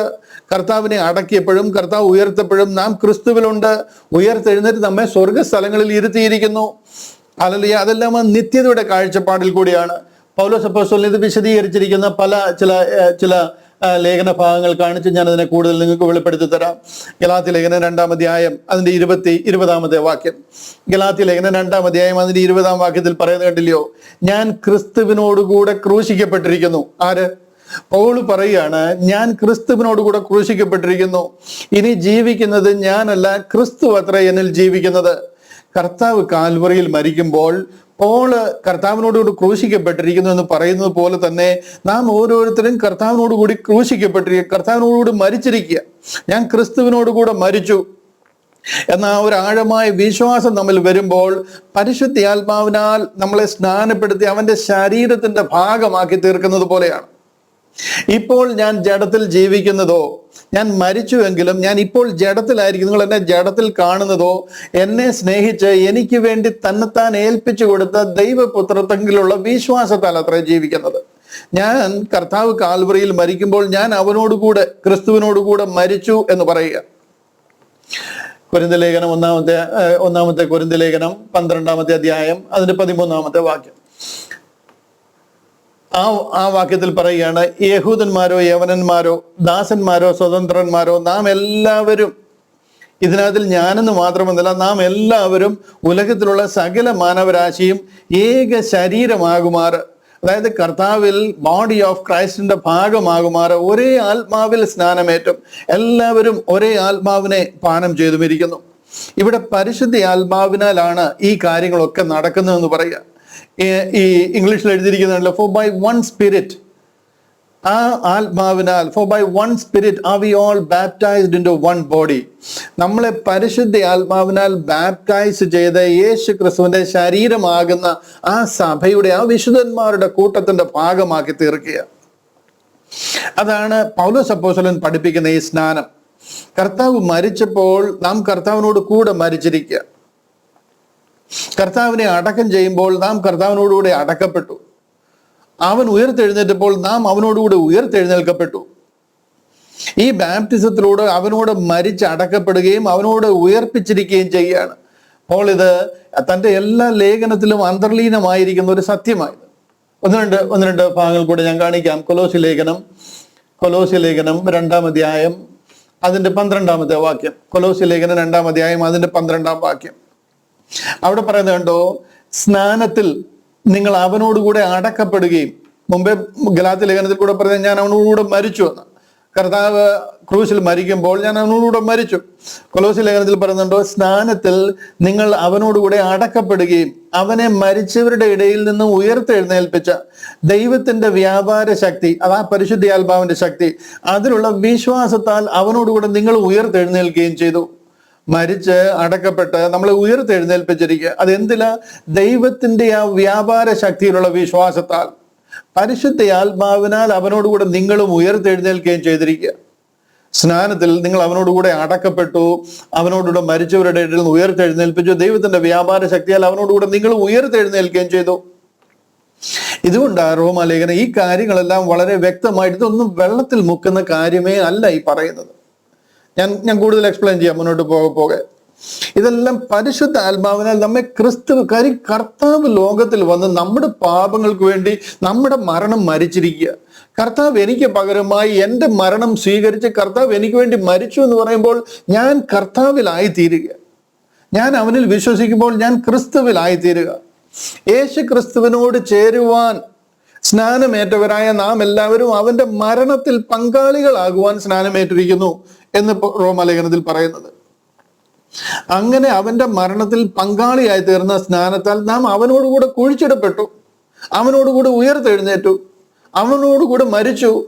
കർത്താവ് കാൽവറിയിൽ മരിക്കുമ്പോൾ നാം അവനോടുകൂടെ ലോകപരമായി മരിച്ചു, അവനോടുകൂടെ അടക്കപ്പെട്ടു, അവനോടുകൂടെ ഉയർത്തെഴുന്നേറ്റിരിക്കുക. അങ്ങനെ ഉയർത്തെഴുന്നേറ്റ് നമ്മെ സ്വർഗത്തിൽ അവനോടൊപ്പം ഇരുത്തിയിരിക്കുന്നു എന്ന് പറയാം. എഫേസ്യ ലേഖനം കണ്ടില്ല? എഫേസ്യ ലേഖനം 2-ാം അധ്യായം അതിന്റെ 6-7 വാക്യങ്ങളത് കാണിക്കാം. എഫേസ്യ ലേഖനം 2-ാം അധ്യായം അതിന്റെ 6-7 വാക്യങ്ങൾ അവിടെ പറയുന്നുണ്ട്, ക്രിസ്തുവിൽ നമ്മെ കുറിച്ചുള്ള വാത്സല്യത്തിൽ അവന്റെ കൃപയുടെ അത്യന്ത ധനത്തെ വരും കാലങ്ങളിൽ കാണിക്കേണ്ടതിന് ക്രിസ്തു യേശുവിൽ അവനോടുകൂടെ ഉയർത്തെഴുന്നേൽപ്പിച്ചു. ആരോടുകൂടെ? യേശു ക്രിസ്തുവിനോടുകൂടെ നമ്മെ ഉയർത്തെഴുന്നേൽപ്പിച്ച് സ്വർഗത്തിൽ ഇരുത്തുകയും ചെയ്തു. ആത്മീകമായിട്ട് ഇവിടെ ഈ പറയുന്നതെല്ലാം ആത്മീക കാഴ്ചപ്പാടിൽ കൂടെ നമ്മൾ മനസ്സിലാക്കണം. നമ്മൾ ഉയർത്തെഴുന്നേൽപ്പിച്ച് ദൈവം നമ്മെ ഇന്ന് സ്വർഗത്തിൽ ഇരുത്തിയിരിക്കുക. ചുരുക്കി പറഞ്ഞു കഴിഞ്ഞാൽ, കർത്താവ് മരിക്കുന്നത് കർത്താവിന്റെ മരണമല്ല, എനിക്കും നിങ്ങൾക്കും വേണ്ടി, നമ്മുടെ പാപങ്ങൾക്ക് വേണ്ടി ക്രിസ്തു മരിച്ചു. അതാ നമ്മുടെ സുവിശേഷം. ക്രിസ്തു നമ്മുടെ പാപങ്ങൾക്ക് വേണ്ടി തിരുവെഴുത്തുകളും പ്രകാരം മരിച്ചു, അടക്കപ്പെട്ടു, തിരുവെഴുത്തുകളും പ്രകാരം 3-ാം നാൾ ഉയർത്തെഴുന്നേറ്റു. ഇവിടെ കർത്താവ് നമുക്ക് വേണ്ടി മരിക്കുമ്പോൾ നാം അവനിൽ ചേർന്ന് മരിക്കുക. കർത്താവിനോടൊപ്പം നമ്മൾ ഈ ലോകത്തെ സംബന്ധിച്ചിടത്തോളം, നമ്മുടെ ജഡത്തെ സംബന്ധിച്ചിടത്തോളം നാം ക്രിസ്തുവിൽ മരിക്കുക. മരിച്ച് അടക്കപ്പെട്ട് ഉയർത്തെഴുന്നേൽപ്പിച്ച് നമ്മെ സ്വർഗത്തിൽ ഇരുത്തിയിരിക്കുക. റോമാലേഖനത്തിലേക്ക് മടങ്ങി വരാം. അതിന്റെ 6-ാം അധ്യായം 3-ാം വാക്യമാണല്ലോ നമ്മൾ ചിന്തിച്ചുകൊണ്ടിരിക്കുന്നത്. അല്ല, നിങ്ങൾ ക്രിസ്തുവിനോട് ചേരുവാൻ, യേശു ക്രിസ്തുവിനോട് ചേരുവാൻ സ്നാനമേറ്റവരായ നാം എല്ലാവരും അവന്റെ മരണത്തിൽ പങ്കാളികളാകുവാൻ സ്നാനമേറ്റിരിക്കുന്നു. നാം ഇവിടെ ആത്മീകമായിട്ട് ഉയർത്തെഴുന്നേറ്റുവെങ്കിലും ജഡികമായിട്ട് നമ്മൾ ഇന്നും ജീവിച്ചിരിക്കുക. ഞാൻ മരിച്ചില്ലല്ലോ, ഞാൻ ഇപ്പോഴും ജീവിച്ചിരിക്കുന്നുണ്ടല്ലോ എന്ന് വേണമെങ്കിൽ നമുക്ക് പറയാം. ആത്മീകമായിട്ട് ഇതിനെ കാണണം. ഒരു നാൾ നമ്മൾ ഈ ജഡം വിട്ട് പിരിയും. നാം നിത്യതയിൽ ദൈവത്തോടൊപ്പം ചേരും. അന്ന് വരെ ഞാൻ ഈ ജഡശരീരത്തിൽ ജീവിച്ചേ പറ്റത്തുള്ളൂ. അത്രത്തോളം ഞാൻ ക്രിസ്തുവിൽ വിശ്വാസത്താൽ ജീവിക്കും. 2:20 ഗലാത്യ ലേഖനം 2:20 അത് നമ്മൾ പറഞ്ഞത്. ഗലാത്യ ലേഖനം 2:20 അവിടെ പറയുന്നത്, ഞാൻ ക്രിസ്തുവിനോട് കൂടെ ക്രൂശിക്കപ്പെട്ടിരിക്കുന്നു, ഇനി ജീവിക്കുന്നത് ഞാനല്ല, ക്രിസ്തു അത്രേ എന്നിൽ ജീവിക്കുന്നു. നമ്മൾ അങ്ങനെ കർത്താവ് നമുക്ക് വേണ്ടി മരിച്ചു കഴിഞ്ഞപ്പോൾ നാം അവനിലെ ആഴമായ വിശ്വാസത്താൽ കർത്താവിനോടൊപ്പം ക്രൂശിക്കപ്പെട്ടിരിക്കുക. ഞാനൊരു പുതിയ സൃഷ്ടിയായി മാറിയിരിക്കുക. എന്നെ നിങ്ങൾ പുറമെ ഇങ്ങനെ കാണുന്നുണ്ടെങ്കിലും ഈ ശരീരത്തിനൊരു മാറ്റം വരുന്നില്ല. ഈ ജഡ ശരീരം ഇങ്ങനെ തന്നെ ഇരിക്കും. ഞാൻ ഇവിടുന്ന് മാറ്റപ്പെടുന്നത് വരെ, ഇവിടുന്ന് ഞാൻ മരിച്ചു മൺമറയോ അല്ല രൂപാന്തരം പ്രാപിച്ച് ചേർക്കപ്പെടുകയോ ചെയ്യുന്നവരെ ഞാൻ ഈ ശരീരത്തിലുണ്ടാകും. കാര്യം ഈ ശരീരത്തിന്റെ കാര്യമല്ല ഈ പറയുന്നത്. ഈ ജഡശരീരത്തിന് രൂപാന്തരം സംഭവിക്കും. ഇത് രൂപാന്തരപ്പെട്ട് പുതിയൊരു ശരീരം എനിക്ക് ലഭിക്കും. അതിനെക്കുറിച്ച് ഞാൻ പറയുന്നുണ്ട്. പിന്നീട് നമ്മൾ മുന്നോട്ട് പോകുമ്പോൾ ഞാൻ അതിനെക്കുറിച്ച് കൂടുതൽ എക്സ്പ്ലെയിൻ ചെയ്യാം. അതുവരെ നമ്മൾ ആയിരിക്കുന്നത് ഈ ശരീരത്തിലാണ്. അതാ പോൾ ഈ പറയുന്നത്, ഞാൻ ക്രിസ്തുവിനോട് ക്രൂശിക്കപ്പെട്ടിരിക്കുന്നു, ഇനി ജീവിക്കുന്നത് ഞാനല്ല, ക്രിസ്തു അത്രേ എന്നിൽ ജീവിക്കുന്നു. ഞാനും ക്രിസ്തുവുമായിട്ട് ഇഴകി ചേർന്നതുപോലെ എൻ്റെ മരണം കർത്താവ് ഏറ്റെടുത്ത് എനിക്ക് പകരമായി കർത്താവ് മരിച്ചിരിക്കുക. നമ്മുടെ മരണത്തോട് അനുരൂപനായിരിക്കുക. ഇതാ ലൂക്കോസിന്റെ സുവിശേഷം 12:50 പറഞ്ഞ, എനിക്കൊരു സ്നാനമേൽപ്പാനുണ്ട് എന്ന് പറഞ്ഞത്. നമ്മുടെ മരണത്തോട് അനുരൂപനായിരിക്കുക. ഇപ്പോൾ ഞാൻ ജഡത്തിൽ ജീവിക്കുന്നതോ, അതായത് നമ്മൾ ഇപ്പോഴീ ജഡത്തിൽ പിന്നെ ഈ കാണുന്നത് എന്താണെന്ന് ചോദിച്ചു കഴിഞ്ഞാൽ, എന്നെ സ്നേഹിച്ച് എനിക്ക് വേണ്ടി ജീവൻ തന്നെത്താൻ ഏൽപ്പിച്ചു കൊടുത്ത ആ ദൈവപുത്രങ്ങളിലുള്ള വിശ്വാസത്താൽ അത്ര ജീവിക്കുന്നത്. അടുത്ത വാക്യം നോക്കിക്കഴിഞ്ഞാൽ, ഞാൻ ദൈവത്തിന്റെ കൃപ വൃഥാവാക്കുന്നില്ല, ആ കർത്താവിന്റെ കരുണയല്ല ഞാൻ ജീവിക്കുന്നത്. ന്യായ പ്രമാണത്താൽ നീതി വരുന്നു എങ്കിൽ ക്രിസ്തു മരിച്ചത് വെറുതെ ആയി പോയല്ലോ. ന്യായപ്രമാണത്തിന് ഏതെങ്കിലും പ്രവൃത്തിയാലാണ് രക്ഷിക്കപ്പെടുന്നത് നിങ്ങൾ വിശ്വസിക്കുന്നുവെങ്കിൽ കർത്താവ് മരിച്ചത് വെറുതെ ആയിപ്പോയി, വ്യർത്ഥമായി പോയി. കർത്താവിന്റെ ക്രൂശ് അർത്ഥമില്ലാത്തതായി പോയി എന്ന് പറയുക. ഇവിടെ ഇത്ര ക്ലിയറാ. റോമാലേഖനത്തിന്റെ 6-ാം അധ്യായം അതിന്റെ 3-ാം വാക്യം 4-ാം വാക്യത്തിൽ വളരെ വ്യക്തമായിട്ട് പറയുകയാണ്, കർത്താവ് നമ്മുടെ പാപങ്ങൾക്ക് വേണ്ടി മരിച്ചു. അല്ല, യേശു ക്രിസ്തുവിനോട് ചേരുവാൻ സ്നാനമേറ്റവരായ നാം എല്ലാവരും അവന്റെ മരണത്തിൽ പങ്കാളികളാകുവാൻ സ്നാനമേറ്റിരിക്കുന്നു. അതിനോട് നമ്മൾ താതാത്മ്യപ്പെടുക. ക്രിസ്തുവിനോട് ചേരുവാൻ സ്നാനമേറ്റവരായ നാം അവന്റെ മരണത്തിൽ പങ്കാളികളാകുവാൻ സ്നാനമേറ്റിരിക്കുന്നു എന്ന് നിങ്ങൾ അറിയുന്നില്ലയോ? നിങ്ങൾ ഓൾറെഡി അറിഞ്ഞിരിക്കണമായിരുന്നു. ഇത്രയും കാര്യങ്ങൾ ഞാൻ പറയുകയും ചെയ്യുമ്പോൾ you should know that already. ഇവിടെ ഞാനൊരു കാര്യം നിങ്ങളോട് ചോദിക്കട്ടെ. അപ്പോസ്തലപ്രവൃത്തികൾ 2:38 നിങ്ങളുടെ പാപങ്ങളുടെ മോചനത്തെ, ഞാൻ ഇവിടെ ഒന്ന് പോസ്റ്റ് ചെയ്യുക, ഇവിടെ നിർത്തിയിട്ട് അപ്പോസ്തലപ്രവൃത്തികൾ 2-ാം അധ്യായം അതിന്റെ 38-ാമത്തെ വാക്യത്തിലേക്ക് പോവുക. നമ്മൾ തിരിച്ച് റോമാലേഖനത്തിൽ വരും. ഞാൻ ഇതിന്റെ ഒരു വ്യത്യാസമായ കോൺട്രാസ്റ്റ് ഒന്ന് എടുത്ത് കാണിക്കാൻ വേണ്ടിയിട്ട്. ഇവിടെ അപ്പോസ്തല പ്രവൃത്തികൾ 2-ാം അധ്യായത്തിന്റെ 38-ാം വാക്യം അവിടെ പോകുമ്പോൾ അവിടെ പറയുന്നുണ്ടല്ലോ, പത്രോസ് അവരോട്, നിങ്ങൾ മാനസാന്തരപ്പെട്ട് നിങ്ങളുടെ പാപങ്ങളുടെ മോചനത്തിനായി ഓരോരുത്തരും യേശു ക്രിസ്തുവിന്റെ നാമത്തിൽ സ്നാനമേൽപ്പീൻ, എന്നാൽ പരിശുദ്ധാത്മാവെന്ന ദാനം ലഭിക്കും. ഇവിടെ നിങ്ങൾ ഈ ജലത്തിലുള്ള സ്നാനവും പരിശുദ്ധാത്മ സ്നാനവും തമ്മിൽ അറിവില്ലാത്തവരായിരിക്കരുത്. സ്നാനം എന്ന് പറഞ്ഞു കഴിഞ്ഞാൽ വെള്ളത്തിൽ പിടിച്ചു മുക്കുക എന്നുള്ളത് അല്ല അതിൻ്റെ അർത്ഥം. ഒന്നിനെ മറ്റൊന്നിനോട് അനുരൂപമാക്കുക, ഒന്ന് മറ്റൊന്നിനോട് അലിഞ്ഞു ചേരുക, ഒന്ന് മറ്റൊന്നതുപോലെ ആയിത്തീരുക, അതിനെയാ സ്നാനം എന്ന് പറഞ്ഞത്. ബാപ്റ്റിസോ എന്ന് പറഞ്ഞിരുന്ന വാക്ക് ഉപയോഗിച്ചിരുന്നത് ഈ കളർ മുക്കുന്നതിനും ഡൈ മുക്കുന്നതിനും. ഒരു ബക്കറ്റ് മുഴുവനും ഒരു ഡൈ, അല്ലെങ്കിൽ റെഡ് കളർ, ബ്ലൂ കളർ ഏതെങ്കിലും ഒരു ഡൈ എടുത്തിട്ട് ലെറ്റ്സ് ഒരു വെള്ള കളർ തുണി, അതിലോട്ട് ഒരു വൈറ്റ് തുണി അതിലോട്ട് മുക്കി കഴിഞ്ഞാൽ അത് ഏത് കളർ ഡൈ അതിലിരിക്കുന്നു ആ കളറിലായി തീരും. അതിനെ ആക്ച്വലി ഗ്രീക്ക് ഭാഷയിൽ ഒറിജിനലി ബാപ്റ്റിസോ എന്ന് പറയുന്നത്. ആ ബാപ്റ്റിസോ എന്ന വാക്കാണ് നമ്മൾ സ്നാനത്തിൽ കൂടെ അതിനോട് അനുരൂപരായി തീരുക.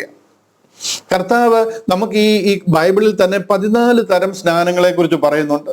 വെള്ളത്തിൽ മുക്കുന്നത് മാത്രമല്ല സ്നാനം. യേശുക്രിസ്തുവിന്റെ മരണത്തോട് അനുരൂപരാകുവാൻ നമ്മൾ സ്നാനമേറ്റിരിക്കുക. കർത്താവ് നമ്മുടെ മരണത്തോട് അനുരൂപനാകാൻ സ്നാനമേറ്റതുപോലെ തന്നെ നാം കർത്താവിന്റെ മരണത്തോട് അനുരൂപരാകുക.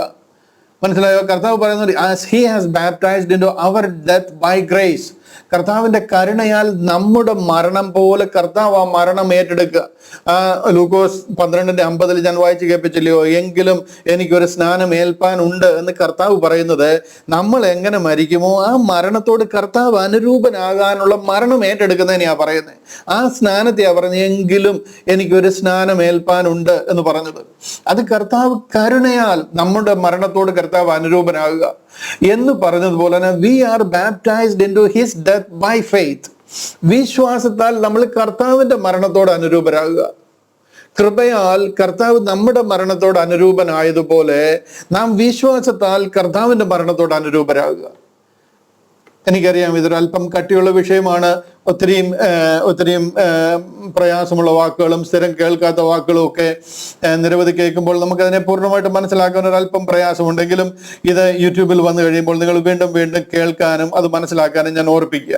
ഇവിടെ ഒരു കാര്യം നിങ്ങളുടെ മനസ്സിൽ അണ്ടർലൈൻ ആയിട്ട് നിങ്ങൾ അതിനെ മനസ്സിലാക്കിയിരിക്കേണ്ടുന്ന ഒരു വിഷയം, സ്നാനം എന്ന് പറയുന്നത് വെള്ളത്തിൽ മുക്കുക എന്നുള്ളത് മാത്രമല്ല, നമ്മളെ ഒന്നിനെ മറ്റൊന്നിനോട് അനുരൂപനാക്കുക. പരിശുദ്ധാത്മാവിനാലുള്ള സ്നാനമുണ്ട്, തീയാലുള്ള സ്നാനമുണ്ട്, വെള്ളത്താലുള്ള സ്നാനമുണ്ട്. ഒത്തിരി സ്നാനങ്ങൾ, 14 തരം സ്നാനങ്ങളെ കുറിച്ച് ബൈബിൾ പ്രതിപാദിക്കുന്നുണ്ട്. ഇവിടെ ഞാൻ ഈ വായിച്ച് കേൾപ്പിച്ചത് അപ്പോസ്തല പ്രവൃത്തികൾ 2-ാം അധ്യായം അതിന് 38-ാമത്തെ വാക്യത്തിൽ പത്രോസ് അപ്പോസ്തലൻ പെന്തക്കോസ്ത് നാളിൽ നിന്നുകൊണ്ട്, പരിശുദ്ധാത്മാവിന്റെ അഭിഷേകം ഉണ്ടായ നാളിൽ നിന്നുകൊണ്ട് അവരോട് സംസാരിക്കുന്ന ഒരു വിഷയമാണ്. അവിടെ പറയുകയാണ്, നിങ്ങളുടെ പാപങ്ങളുടെ മോചനത്തിനായി. 2-ാമത്തെ ലൈൻ കണ്ടോ? നിങ്ങളുടെ പാപങ്ങളുടെ മോചനത്തിനായി. ഈ സ്നാനം അന്ന് കൊടുത്തിരുന്നത് പാപങ്ങളുടെ മോചനത്തിന് വേണ്ടിയിട്ടാണ്. For the remission of your sins.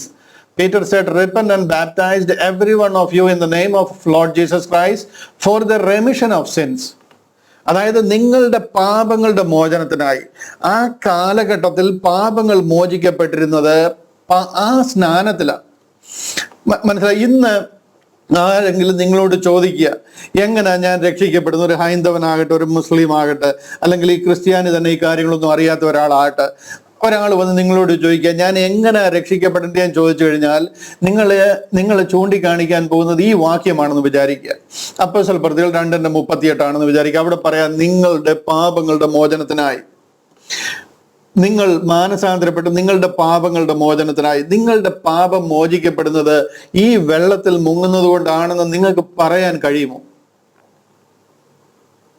നിങ്ങൾ ശാന്തമായിട്ടൊന്ന് ചിന്തിച്ചു നോക്കുക. ഇവിടെ അങ്ങനെ ആയിരുന്നു, ഈ കാലഘട്ടത്തിൽ അങ്ങനെ ആയിരുന്നു. അതിന്റെ കാര്യം നിങ്ങൾക്കറിയാം. കാര്യം അന്ന് കർത്താവ് കാൽവറിയിൽ യാഗമായത് എന്തിനാണെന്ന് ഒരു കുഞ്ഞിനും മനസ്സിലായിട്ടില്ല. അത് വെളിപ്പെടുത്തിയിട്ടില്ല, ദൈവം തന്നെ വെളിപ്പെടുത്തിയിട്ടില്ല. അതുകൊണ്ട് തന്നെ കർത്താവ് അവർക്ക് കൊടുത്ത ഉപദേശമായത്, നിങ്ങൾ ഓരോരുത്തരും പുറപ്പെട്ട പിതാവിന്റെയും പുത്രന്റെയും പരിശുദ്ധാത്മാവിന്റെ നാമത്തിൽ സ്നാനം കഴിപ്പിക്കുക. അതാണോ നിങ്ങൾ റോമാലേഖനത്തിൽ ഇതുവരെയും പഠിച്ചത്? റോമാലേഖനത്തിൽ കൂടെ ഇന്നത്തെ രക്ഷാ പദ്ധതി എങ്ങനെയാണ്, ഒരുവൻ എങ്ങനെയാണ് നീതീകരിക്കപ്പെടുന്നത്, ഒരാൾ എങ്ങനെയാണ് രക്ഷിക്കപ്പെടുന്നതെന്ന് വളരെ വ്യക്തമായിട്ട് വിശദീകരിക്കുക. ആ റോമാലേഖനത്തിലെ കാര്യങ്ങൾ കർത്താവ് നമുക്ക് വേണ്ടി ഒരു പ്രൊപ്പിച്ചിയേഷൻ ഡെത്ത്, ഒരു മറുവില യാഗമായി ആ പാപത്തിന് പരിഹാരം വരുത്തിയിരിക്കുക.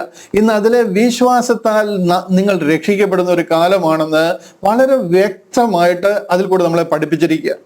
അങ്ങനെ റോമാലേഖനം നമ്മുടെ വിശ്വാസത്തിന്റെ അടിസ്ഥാനമാണെന്ന് വിശ്വസിക്കുന്ന നാം എല്ലാവരും എങ്ങനെയാണ് ഇത് വേറൊരാൾക്ക് പറഞ്ഞു കൊടുക്കാൻ പറ്റുന്നത്? നിങ്ങളെ തന്നെ ഒന്ന് ചിന്തിച്ചു നോക്കുക. നിങ്ങളുടെ പാപങ്ങളുടെ മോചനത്തിനായി നിങ്ങൾ ഓരോരുത്തരും മാനസാന്തരപ്പെട്ട് നിങ്ങളുടെ പാപങ്ങളുടെ മോചനത്തിനായി ഇന്ന് നിങ്ങളുടെ പാപം ഈ വെള്ളത്തിലെ സ്നാനം കഴിച്ചു കഴിഞ്ഞാൽ മോചിതരാകുമെന്ന് നിങ്ങൾ വിശ്വസിക്കുന്നുണ്ടോ? ഇന്നത്തെ ഒരുമാതിരിപ്പെട്ട സഭകള്, പെന്തക്കോസ്റ്റ് ആകട്ടെ, ബ്രദറിനാകട്ടെ, ചർച്ച് ഓഫ് ക്രൈസ്റ്റ് ആകട്ടെ, ബാപ്റ്റിസ്റ്റ്, അനാബാപ്റ്റിസ്റ്റ്, ഇങ്ങനെയുള്ള പ്രോട്ടസ്റ്റന്റ് സഭാ വിഭാഗങ്ങളെല്ലാം വിശ്വസിച്ചിരിക്കുന്നത് ഈ കാര്യമാണ്, നിങ്ങളുടെ പാപങ്ങളുടെ മോചനത്തിനായി. മർക്കോസ് 16:16 ഞാനൊരു വാക്യം കൊടുത്ത് കാണിച്ചോട്ടെ. മർക്കോസ് 16:16. ഞാൻ ഈ വിഷയം നിങ്ങളൊന്ന് പറഞ്ഞ് മനസ്സിലാക്കുവാനായിട്ടാണ് ഈ ഭാഗങ്ങളൊക്കെ എടുക്കുന്നത്. മർക്കോസ് 16:16 അവിടെ പറയുന്നത് കണ്ടില്ലയോ? വിശ്വസിക്കുകയും സ്നാനമേൽക്കുകയും ചെയ്യുന്നവൻ രക്ഷിക്കപ്പെടും, വിശ്വസിക്കാത്തവൻ ശിക്ഷാവിധിയിൽ അകപ്പെടും. വിശ്വസിക്കുകയും സ്നാനമേൽക്കുകയും ചെയ്യുന്നവൻ രക്ഷിക്കപ്പെടും. He that believeth and is baptized shall be saved. റോമാലേഖനം ആ കാര്യങ്ങൾ നമുക്ക് മനസ്സിലായിട്ടില്ല. അന്ന് ഇവർക്ക് ആർക്കും ഇത് മനസ്സിലായിട്ടില്ല. കാര്യം കർത്താവ് ഇത് ഉയർത്തെഴുന്നേറ്റതിന് ശേഷം ശിഷ്യന്മാരോട് പറയുന്നത്, കർത്താവ് ക്രൂശിലൂടെ നിറവേറ്റിയത് എന്താണെന്ന് 12 ശിഷ്യന്മാർക്കും അറിയത്തില്ലായിരുന്നു. അവരോട് പറഞ്ഞിട്ടില്ല, അവർക്ക് വെളിപ്പെട്ടിട്ടില്ല.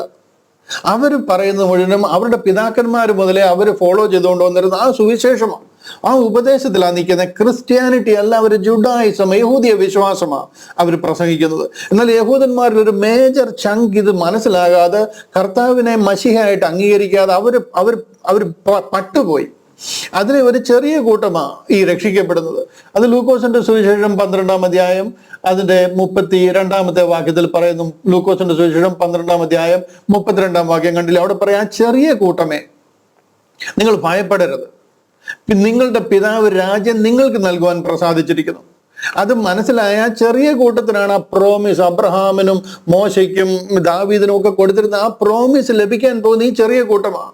ഈ ഒരു ചെറിയ സ്ട്രീമിനെ ദൈവം വിളിച്ച് വേർതിരിച്ച് മറ്റുള്ളവർ പട്ടുപോകും, അവർ തീയിൽ നിത്യ നരകാഗ്നിയിൽ പട്ടുപോകും. അത് മഹാപുരോഹിതനും ശാസ്ത്രിമാരും പരീശന്മാരും നിക്കോദീമോസും ഒക്കെ അടങ്ങുന്ന ഗ്രൂപ്പാണ്. നമുക്ക് നോക്കുമ്പോൾ അവരാണ് യഹൂദന്മാർ, പക്ഷെ അവരല്ല, ഇവരാ ദൈവത്തിന്റെ സത്യം മനസ്സിലാക്കിയവർ. അതുകൊണ്ടാണ് പറയുന്നത്, ചെറിയ ആട്ടിൻകൂട്ടമേ, little flocks, for not little flocks, for it is your father's good pleasure to give you the kingdom. നിങ്ങൾക്ക് ആ ഭാഗ്യം ലഭിച്ചിരിക്കുക. അവരാണ് ഈ വിഷയം, അവരിലൂടെ ഈ ഭാഗ്യം ലഭിച്ചിരിക്കുക. ഇവിടെ മർക്കോസിന്റെ സുവിശേഷം 16-ാം അധ്യായമാണ് ഞാൻ പ്രൊജക്ട് ചെയ്തുകൊണ്ടിരുന്നത്. അതിലേക്ക് ഞാൻ മടങ്ങി വരാം. 16-ാം അധ്യായം അതിന്റെ 16-ാം വാക്യം അവിടെ പറയാം, വിശ്വസിക്കുകയും സ്നാനമേൽക്കുകയും ചെയ്യുന്നവൻ രക്ഷിക്കപ്പെടും.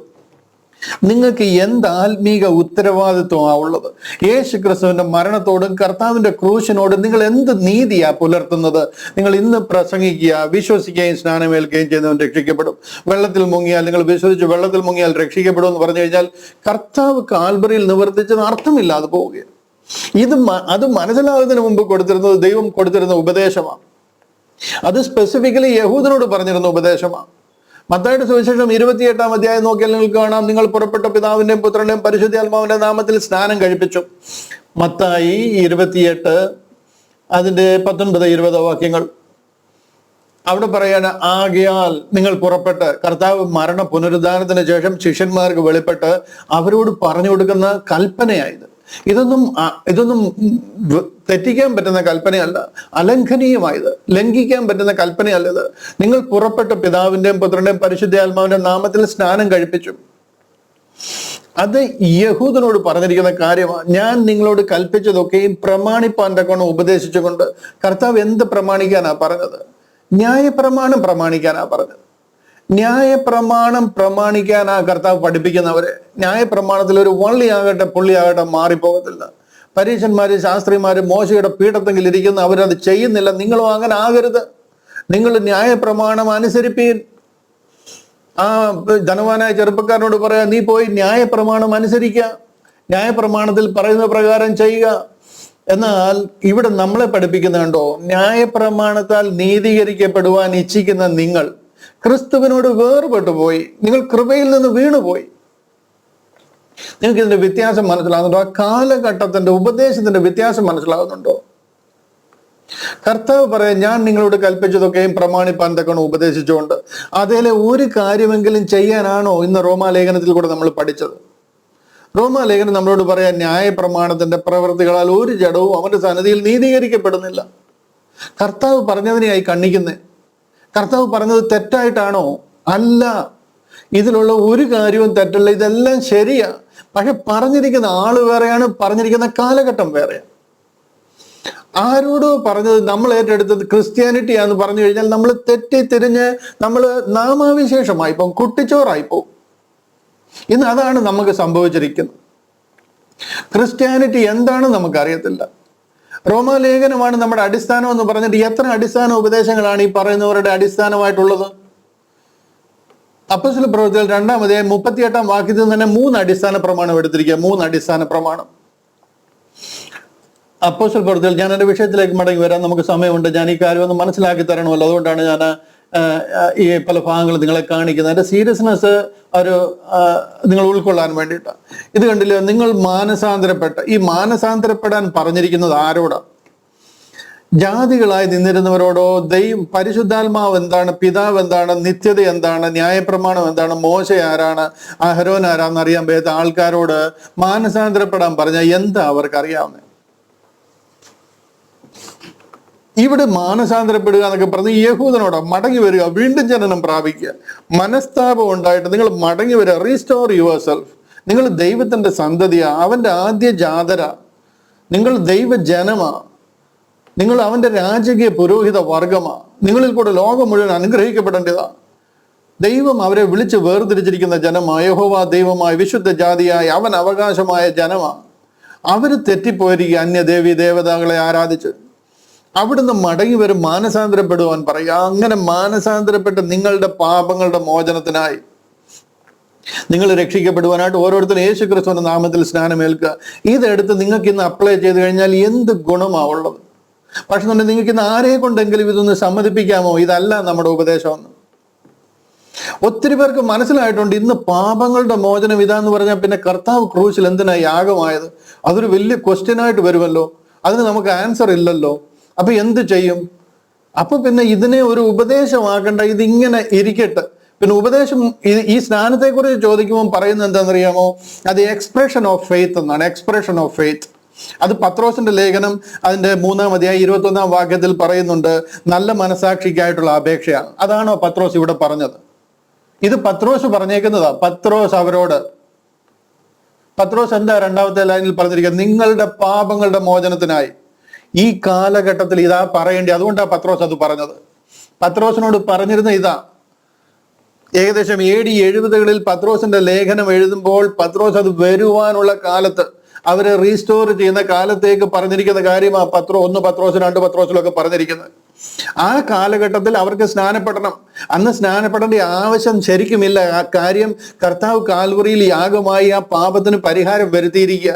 പക്ഷെ എങ്കിലും ഞങ്ങൾ തള്ളിക്കളഞ്ഞ ആ കർത്താവ് ഞങ്ങളുടെ രക്ഷിതാവും അവന്റെ മരണം ഞങ്ങൾക്ക് വേണ്ടി ആയിരുന്നു എന്ന് വിശ്വസിക്കുന്നു മറ്റുള്ളവരെ കാണിക്കേണ്ടതിന്, അവരെ അത് കാണിച്ചു കഴിഞ്ഞാൽ, അതിൽ വിശ്വസിച്ചു കഴിഞ്ഞാൽ ആ സമയത്ത് 666-ഉം സാത്താന്റെ ഉപദ്രവവും എതിർ ക്രിസ്തുവിന്റെ വാഴ്ചയും നടക്കുന്ന സമയമാണ്. എന്നാലും ധൈര്യമായിട്ട് നല്ല മനസാക്ഷിക്കായിട്ടുള്ള ഒരു അപേക്ഷയായിട്ട്, അല്ലെന്നുണ്ടെങ്കിൽ അവരുടെ ആ എക്സ്പ്രഷൻ ഓഫ് ഫെയ്ത്ത് ആയിട്ട് അതിനെ കാണിക്കണം. ആ കാലത്ത് അവർ വീണ്ടും സ്നാനപ്പെടുന്ന ഉപദേശം വരും. അത് അവരെ റിസ്റ്റോർ ചെയ്യുന്ന കാലത്ത്, നമ്മൾ ഇവിടുന്ന് പോയതിനു ശേഷം, ക്രിസ്ത്യാനിറ്റി എന്ന് പറയുന്ന ചാപ്റ്റർ അടഞ്ഞതിന് ശേഷം,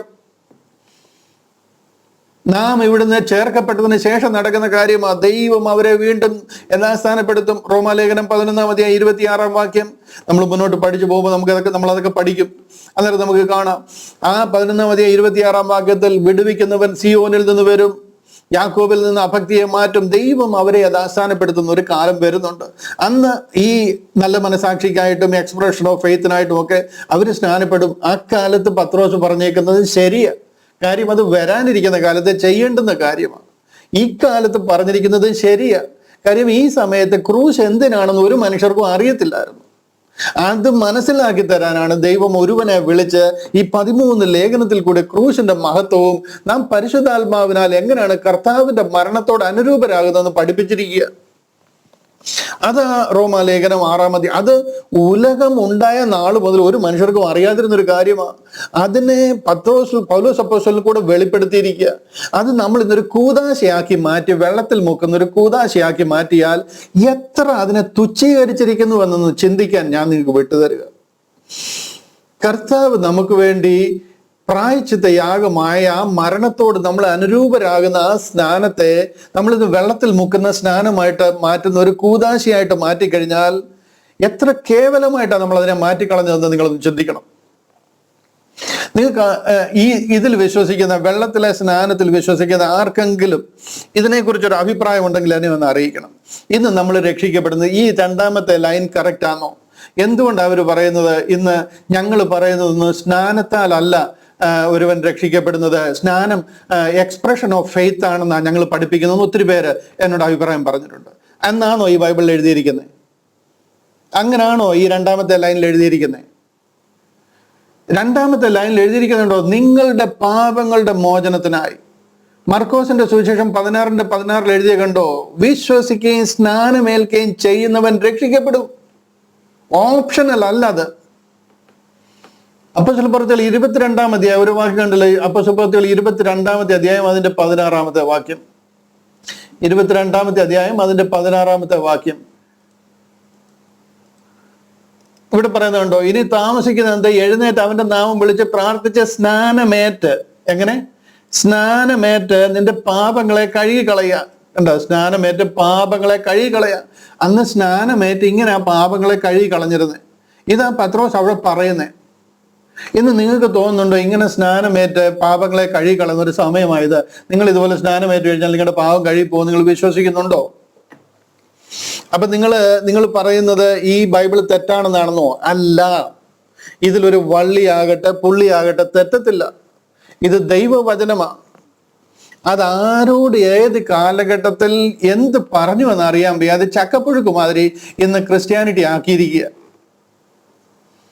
45,000-ലേറെ ക്രിസ്ത്യൻ ഡിനോമിനേഷൻ. ആർക്കും ഒരു പ്രയാസവുമില്ല. എല്ലാവരും ബായ് ആണ്. ഒരുത്തർക്കും ഒരു ടെൻഷനും ഇല്ല. 45,000 ഡിഫറെന്റ് ഉപദേശങ്ങളാണ് പറയുന്നത്. എന്നിട്ട് ക്രിസ്ത്യാനിയാണെന്നുള്ള ടൈറ്റിലായിരിക്കുന്നത്. കാര്യം എന്താണെന്ന് ചോദിച്ചു കഴിഞ്ഞാൽ അതുപോലെ തെറ്റിത്തെറിച്ച് നാറാണക്കല്ല് വെച്ചിരിക്കുക ക്രിസ്ത്യാനിറ്റി എന്ന് പറയുന്ന ആ ഒരു ഉപദേശം മുഴുവനും കംപ്ലീറ്റ് സ്പോയിലായി പോയിരിക്കുക. കാര്യം എന്താണെന്ന് ചോദിച്ചു കഴിഞ്ഞാൽ ബൈബിളിൽ എന്താണ് പറഞ്ഞിരിക്കുന്നതെന്നോ സഭ എന്താണെന്നോ മനസ്സിലായിട്ടില്ല. നമ്മുടെ വിളി എന്താണ്, നമ്മുടെ തിരഞ്ഞെടുപ്പ് എന്താണ്, നമ്മുടെ അടിസ്ഥാന ഉപദേശം എന്താണെന്ന് മനസ്സിലായിട്ടില്ല. ക്രിസ്തീയ വിശ്വാസത്താൽ ഈ സത്യം എന്താണെന്ന് നമ്മൾ അറിഞ്ഞില്ലെന്നുണ്ടെങ്കിൽ നമ്മൾ ജുഡായിസത്തിന്റെ ഭാഗമായി പോകും, യഹൂദിയ വിശ്വാസത്തിന്റെ ഭാഗമായി പോകും. ഇന്ന് നമ്മൾ ആത്മീക ഇസ്രായേൽ ആണെന്ന് പറയാൻ കാര്യം അതാണ്. ഇന്ന് ഒരു നല്ല ശതമാനം ജനത്തിനോട് ചോദിച്ചാലും ആത്മീയ ഇസ്രായേൽ ആണെന്നാണ് പറയുന്നത്. നിങ്ങളുടെ പാഠപുസ്തകം എടുത്ത് നോക്കണം, സിയോൻ ഗീതാവലി, ആ പാഠപുസ്തകം ഒന്ന് എടുത്ത് നോക്കണം. അതിനകത്തുള്ള പാട്ടുകൾ മുഴുവനും നമ്മൾ ആത്മീക ഇസ്രായേൽ, നമ്മൾ സിയോൻ സഞ്ചാരിയാണ്. നമ്മൾ വാഗ്ദത്ത കനാനെ നോക്കി ഓടിക്കൊണ്ടിരിക്കുക. നമ്മൾ പുത്തനാം യെരൂശലേമിൽ എത്തിച്ചേരുന്ന നാള് കാത്തിരിക്കുക. എൻ്റെ പ്രിയ സഹോദരി സഹോദരങ്ങളെ, നിങ്ങൾ ആരും അതിൽ എത്തത്തില്ല. നിങ്ങൾ സിയോൻ സഞ്ചാരിയോ നിങ്ങൾ പുത്തനാം യെരൂശലേമിനെ നോക്കി ഓടുന്ന ആൾക്കാരൊന്നും അല്ല. സത്യം മനസ്സിലാകാത്തത് കാരണം നിങ്ങളെ നൈസായിട്ട് നമ്മളെ തെറ്റിച്ച് കളഞ്ഞിരിക്കുക. ഇതിനെ അപ്പോൾ കറക്റ്റായിട്ട് ഉപയോഗിച്ചത് ക്ഷുദ്രം. ഇത് നിങ്ങൾ മനസ്സിലായില്ല എന്നുണ്ടെങ്കിൽ നിങ്ങൾ ആ ക്ഷുദ്രത്തിൽ മുങ്ങിപ്പോകും. ആ ക്ഷുദ്രം ഇന്ന് നൈസായിട്ട് കലക്കി മുക്കിയിരിക്കുക. അതിലാണ് ഇന്ന് നമ്മൾ അടയ്ക്കപ്പെട്ടു പോയിരിക്കുന്നത്. ആ ക്ഷുദ്രത്തിൽ നമ്മൾ മുങ്ങിയിരിക്കുക. റോമാലേഖനം ക്രിസ്ത്യാനിറ്റിയുടെ ഫൗണ്ടേഷൻ ആണെന്ന് പറയുക. അടിസ്ഥാനം മുഴുവനും മത്തായി, മർക്കോസ്, ലൂക്കോസ്, യോഹന്നാനിൽ നിന്നും അപ്പോസ്തല പ്രവൃത്തികളിൽ നിന്നും എടുത്തിരിക്കുക. നമ്മളിപ്പോൾ ഇവിടെ പഠിച്ചത്, നമ്മളിവിടെ ചിന്തിച്ചത് ഉലക സ്ഥാപനം മുതൽ സ്വർഗത്തിൽ മറിഞ്ഞിരുന്ന ഒരു മർമ്മമായി 6-ാം അധ്യായത്തിന്റെ റോമൻസ് 6:3-4 പറയുന്നത്. ഞാൻ ഒന്നുകൂടെ വായിച്ച് കേൾപ്പിക്കാം. അവിടെ പറയുന്നത്, അല്ല, യേശു ക്രിസ്തുവിനോട് ചേരുവാൻ സ്നാനമേറ്റവരായ നാം എല്ലാവരും. ഇത് വെള്ളത്തിൽ സ്നാനമേറ്റ കാര്യമല്ല പറയുന്നത്. കർത്താവിനോട് ചേരുക, അനുരൂപനാകുക, അതാണ് പറയുന്നത്. സ്നാനമേറ്റവരായ നാം എല്ലാവരും അവന്റെ മരണത്തിൽ പങ്കാളികളാകുവാൻ സ്നാനമേറ്റിരിക്കുന്നു. കർത്താവ് നമ്മുടെ മരണത്തിൽ പങ്കാളി ആയതുപോലെ തന്നെ നാം അവന്റെ മരണത്തിൽ പങ്കാളികളാകുവാൻ ആ സ്നാനമേറ്റിരിക്കുന്നു എന്ന് അറിയുന്നില്ലയോ? അടുത്ത വാക്യം, അങ്ങനെ നാം അവന്റെ മരണത്തിൽ പങ്കാളികളായി തീർന്ന സ്നാനത്താൽ അങ്ങനെ അവന്റെ മരണത്തിൽ പങ്കാളികളായി തീർന്ന സ്നാനത്താൽ അവനോടുകൂടെ കുഴിച്ചിടപ്പെട്ടു. ക്രിസ്തു മരിച്ചിട്ട് പിതാവിന്റെ മഹിമയാൽ ജീവിച്ച് എഴുന്നേറ്റതുപോലെ നാമും ജീവന്റെ പുതുക്കത്തിൽ നടക്കേണ്ടതിന് തന്നെ ആ കർത്താവ് അതിനുശേഷം എങ്ങനെ ഉയർത്തെഴുന്നേറ്റ് നടന്നോ, നമ്മളും അതുപോലുള്ള ആ ജീവന്റെ പുതുക്കത്തിൽ നടക്കേണ്ടതിന് നാം അവനോടുകൂടെ മരിച്ചു, അടക്കപ്പെട്ടു, അവനോടുകൂടെ കുഴിച്ചിടപ്പെട്ടു, അവനോടുകൂടെ ഉയർത്തെഴുന്നേറ്റു എന്ന് പറയുക. ഇതൊന്നും വെള്ളത്തിൽ മുക്കുന്ന കാര്യമല്ല പറയുന്നത്. പരിശുദ്ധ ആത്മാവിന് അൽഫോ ബൈ വൺ സ്പിരിറ്റ്, യഹൂദന്മാരോ യവനന്മാരോ നാം എല്ലാവരും ഏക ശരീരമാകുമാറ്, അവനിൽ ഏക ശരീരമാകുമാർ പരിശുദ്ധ ആത്മാവിനാൽ നമ്മളെ അങ്ങനെ ആക്കി തീർത്തിരിക്കുക.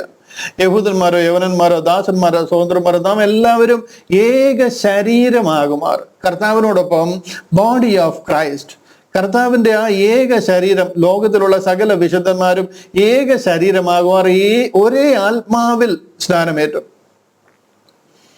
പരിശുദ്ധ ആത്മാവിൽ നമ്മളെ സ്നാനപ്പെടുത്തി ഒരേ ആത്മാവിനെ പാനം ചെയ്തു വരിക. ഇതിനെ അപ്പോൾ അവിടെ പറയാം. അതുകൊണ്ട് അപ്പോൾ ചോദിക്കുന്നത്, നിങ്ങൾ ഇത് അറിഞ്ഞിരിക്കണമായിരുന്നോ? നോ ഈ നോട്ട്, നിങ്ങൾക്ക് അറിയത്തില്ലയോ എന്ന് ചോദിക്കുന്നത് അതിനാ.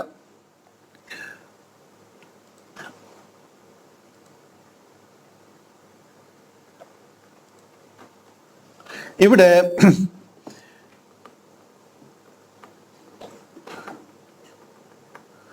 ഈ ഒരു വിശ്വാസം എന്താ ഞാൻ പറയേണ്ടത്? വെള്ളത്തിലെ സ്നാനമാണെന്ന് പറഞ്ഞാൽ ഈ റോമാലേഖനം 6 പറയുന്ന ഇത്രയും ഭയങ്കര കാര്യങ്ങൾ പോൾ പഠിപ്പിച്ചു വന്നിട്ട് 2, 3, 4, 5 അധ്യായങ്ങളോട് പഠിപ്പിച്ചു വന്നിട്ട് 6-ാം അധ്യായത്തിൽ നിങ്ങൾക്ക് ഞാൻ പഠിപ്പിച്ചത് മനസ്സിലായില്ലേ, നിങ്ങൾക്ക് അറിയത്തില്ലേ, നാം ക്രിസ്തുവിനോട് ചേരുവാൻ സ്നാനമേറ്റിരിക്കുന്നു എന്ന് പറയുമ്പോൾ അത് വെള്ളത്തിൽ മുക്കുന്ന സ്നാനമാണെന്ന് പറഞ്ഞു കഴിഞ്ഞാൽ നിങ്ങൾക്ക് ക്രിസ്ത്യാനിറ്റി എന്താണെന്ന് മനസ്സിലായിട്ടില്ല എന്ന് പറയേണ്ടതായിട്ട് വരും. ഞാൻ ആ ഒരു വിശ്വാസം ഫോളോ ചെയ്യുന്നവരെ കുറച്ച് കാണുമെന്ന് വിചാരിക്കല്ലേ. എനിക്ക് അവരെ എല്ലാവരെയും ഇഷ്ടമാണ്. ഞാനും ആ വിശ്വാസത്തിൽ നിന്നിരുന്ന ആള് തന്നെയാണ്. ഈ സത്യം മനസ്സിലായതുകൊണ്ട്, ഇതിന്റെ ആഴം മനസ്സിലായതുകൊണ്ടും അന്ധകാരത്തിൽ കിടക്കുന്ന ജനങ്ങൾക്ക് ഈ സത്യം ഒന്ന് മനസ്സിലാകുവാനായിട്ട് വളരെ ദൈവസ്നേഹത്തോടാണ് ഞാൻ ഈ കാര്യങ്ങൾ പറയുന്നത്. ആരെയും കുറച്ച് കാണിക്കാൻ വേണ്ടിയിട്ടല്ല. ആ വിശ്വാസത്തിൽ നിൽക്കുന്നവരൊക്കെ വളരെ പണ്ഡിതന്മാരും വളരെ മാന്യമായിട്ട് ജീവിക്കുന്നവരുമാണ്. ഞാനത് അംഗീകരിക്കുന്നു. എനിക്ക് അവരോടൊന്നും അങ്ങനെ പേഴ്സണലി ഒരു പ്രയാസവുമില്ല. ഈ സത്യം മനസ്സിലാകാതെ പോകുന്നു. ഇതിലാണ് നമ്മൾ നിൽക്കുന്നതെന്ന് പറഞ്ഞു കഴിഞ്ഞാൽ ഗലാത്യ ലേഖനം 5-ാം അധ്യായം ഞാനിപ്പോ കാണിച്ച വാക്യം ഒന്നുകൂടെ വായിക്കാം. 4-ാമത്തെ വാക്യം കണ്ടില്ലയോ? ന്യായപ്രമാണത്താൽ നീതീകരിക്കപ്പെടുവാൻ ഇച്ഛിക്കുന്ന നിങ്ങൾ ക്രിസ്തുവിനോട് വേർപെട്ടു പോയി, നിങ്ങൾ കൃപയിൽ നിന്ന് വീണുപോയി, ഞങ്ങൾ വിശ്വാസത്താൽ നീതി ലഭിക്കും എന്നുള്ള പ്രത്യാശ നിവർത്തി ആത്മാവിൽ കാത്തിരിക്കുന്നു. ക്രിസ്തുവേശുവിൽ പരിച്ഛേദനയുമല്ല അഗ്രചർമ്മവുമല്ല, അതായത് ന്യായപ്രമാണത്തിൽ ഒരു പ്രവൃത്തിയുമല്ലെന്ന് പറയുക. സ്നേഹത്താൽ വ്യാപരിക്കുന്ന വിശ്വാസം അത്രേ കാര്യം. അടുത്ത വാക്യമുണ്ട്, നിങ്ങൾ നന്നായി ഓടിയിരുന്നു, സത്യം അനുസരിക്കാതിരിപ്പാൻ നിങ്ങളെ ആർ തടുത്തു കളഞ്ഞു. ഇന്ന് ഈ ചോദ്യം വളരെ വാസ്തവമാണ്. നിങ്ങളെല്ലാം നല്ല ആൾക്കാരാ, നിങ്ങൾക്ക് ആർക്കും കുഴപ്പമുണ്ടെന്നല്ല ഞാൻ ഈ പറയുന്നത്. നിങ്ങളെല്ലാം നന്നായി ഓടിയിരുന്നവരാ, വളരെ അധ്വാനിച്ചിരുന്നവരാ, വളരെ ചെലവാക്കിയിരുന്നവരാ, വളരെ ഇതിന്റെ പുറകെ ഓടി നടന്നിരുന്നവരാ. പക്ഷെ സത്യം അനുസരിക്കാതിരിക്കാൻ നിങ്ങളെ ആര് തടുത്തു കളഞ്ഞു എന്ന് കർത്താവ് ചോദിക്കുന്ന ഒരു ദിവസമുണ്ട്. ഈ സത്യം നിങ്ങൾ മനസ്സിലാകാതെ പോകരുത്. ഹല്ലേലൂയ. ഇവിടെ ഞാൻ ഒരു ഒരു ഒരു ഒരു ക്ലിപ്പ് നിങ്ങളെ ഒന്ന് കാണിക്കാം. ഞാൻ ജസ്റ്റ് നമ്മൾ വായിക്കുന്ന ഒരു ബുക്കിൽ നിന്നും എടുത്തൊരു ക്ലിപ്പാണ്. ഞാനത് ഇത് കണ്ടില്ലയോ? ഇവിടെ ഇവിടെ കാണിക്കുന്നുണ്ടല്ലേ? ഇവിടെ പറയാണ്, no one was ever baptised into Christ or made one with him who did not first recognize that Christ came to Calvary to represent him and pay the penalty for his sin. No one was ever baptized into Christ or made one with him who did not first recognize that Christ came to Calvary to represent him and pay the penalty for his sin. ഒരുത്തരം ഞാൻ മലയാളത്തിൽ എഴുതിയിട്ടുണ്ട്. മലയാളത്തിൽ ഇങ്ങനെയാണ് അതിൻ്റെ അർത്ഥം.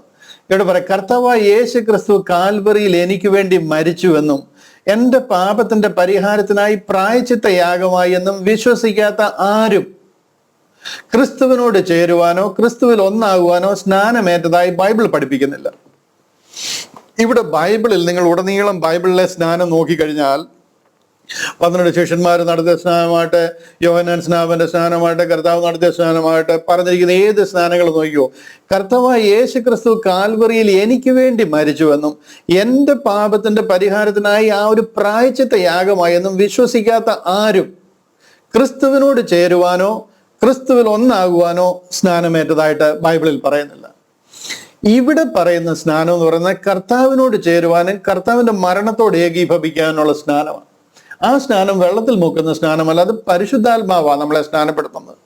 അതുകൊണ്ടാണ് അപ്പോൾ എഫേസ്യ ലേഖനം 4:5 പറയുന്നത് 1 ലോർഡ്, 1 ഫെയ്ത്ത്, 1 ബാപ്റ്റിസം എന്ന് പറയാൻ കാര്യം. ആകെ നമുക്കുള്ളത് ഒരു ഒരു ഒരു സ്നാനമാണെന്ന് ഇപ്പോൾ പറയാൻ കാര്യമാണ്. അതാണ് ഇവിടെ ഇത് പറയുന്നുണ്ടല്ലോ, എഫേസ്യ ലേഖനം 4:5 കർത്താവ് ഒരുവൻ, വിശ്വാസം ഒന്ന്, സ്നാനം ഒന്ന്, എല്ലാവർക്കും മീതെയുള്ളവനും, 1 ലോർഡ്, 1 ഫെയ്ത്ത്, 1 ബാപ്റ്റിസം. ഈ 1 ബാപ്റ്റിസം, ഇവിടെ 5-6 ബാപ്റ്റിസം ഇല്ല ഈ ഒരു വിശ്വാസത്തിൽ. പഴയ നിയമത്തിൽ ഒത്തിരി ബാപ്റ്റിസം ഉണ്ട്. മത്തായിയുടെ സുവിശേഷത്തിൽ ഞാൻ കഴിഞ്ഞ ദിവസം എടുത്ത് കാണിച്ചു, ഒരു വാക്കിൽ തന്നെ 3 ബാപ്റ്റിസം ഉണ്ട്. എന്നാൽ നമുക്ക് ഒരു ബാപ്റ്റിസമേ ഉള്ളൂ, ഓൺലി 1 ബാപ്റ്റിസം. അത് ബാപ്റ്റിസം ഇൻ ഹോളി സ്പിരിറ്റ് ആണ്. ഓക്കെ, നമ്മുടെ സമയം 10 മിനിറ്റ് ഉണ്ട്. എന്നാൽ ഞാൻ 1-2 കാര്യങ്ങൾ കൂടെ പെട്ടെന്ന് കാണിക്കുവാനായിട്ട് ആഗ്രഹിക്കുക. അതായത് ക്രിസ്തീയ കൂദാശ, ഇതിനെ ഒരു ക്രിസ്തീയ കൂദാശയാക്കി മാറ്റിയാൽ എന്തുമാത്രം തെറ്റായ ഉപദേശത്തിലേക്ക് നമ്മൾ പോകും.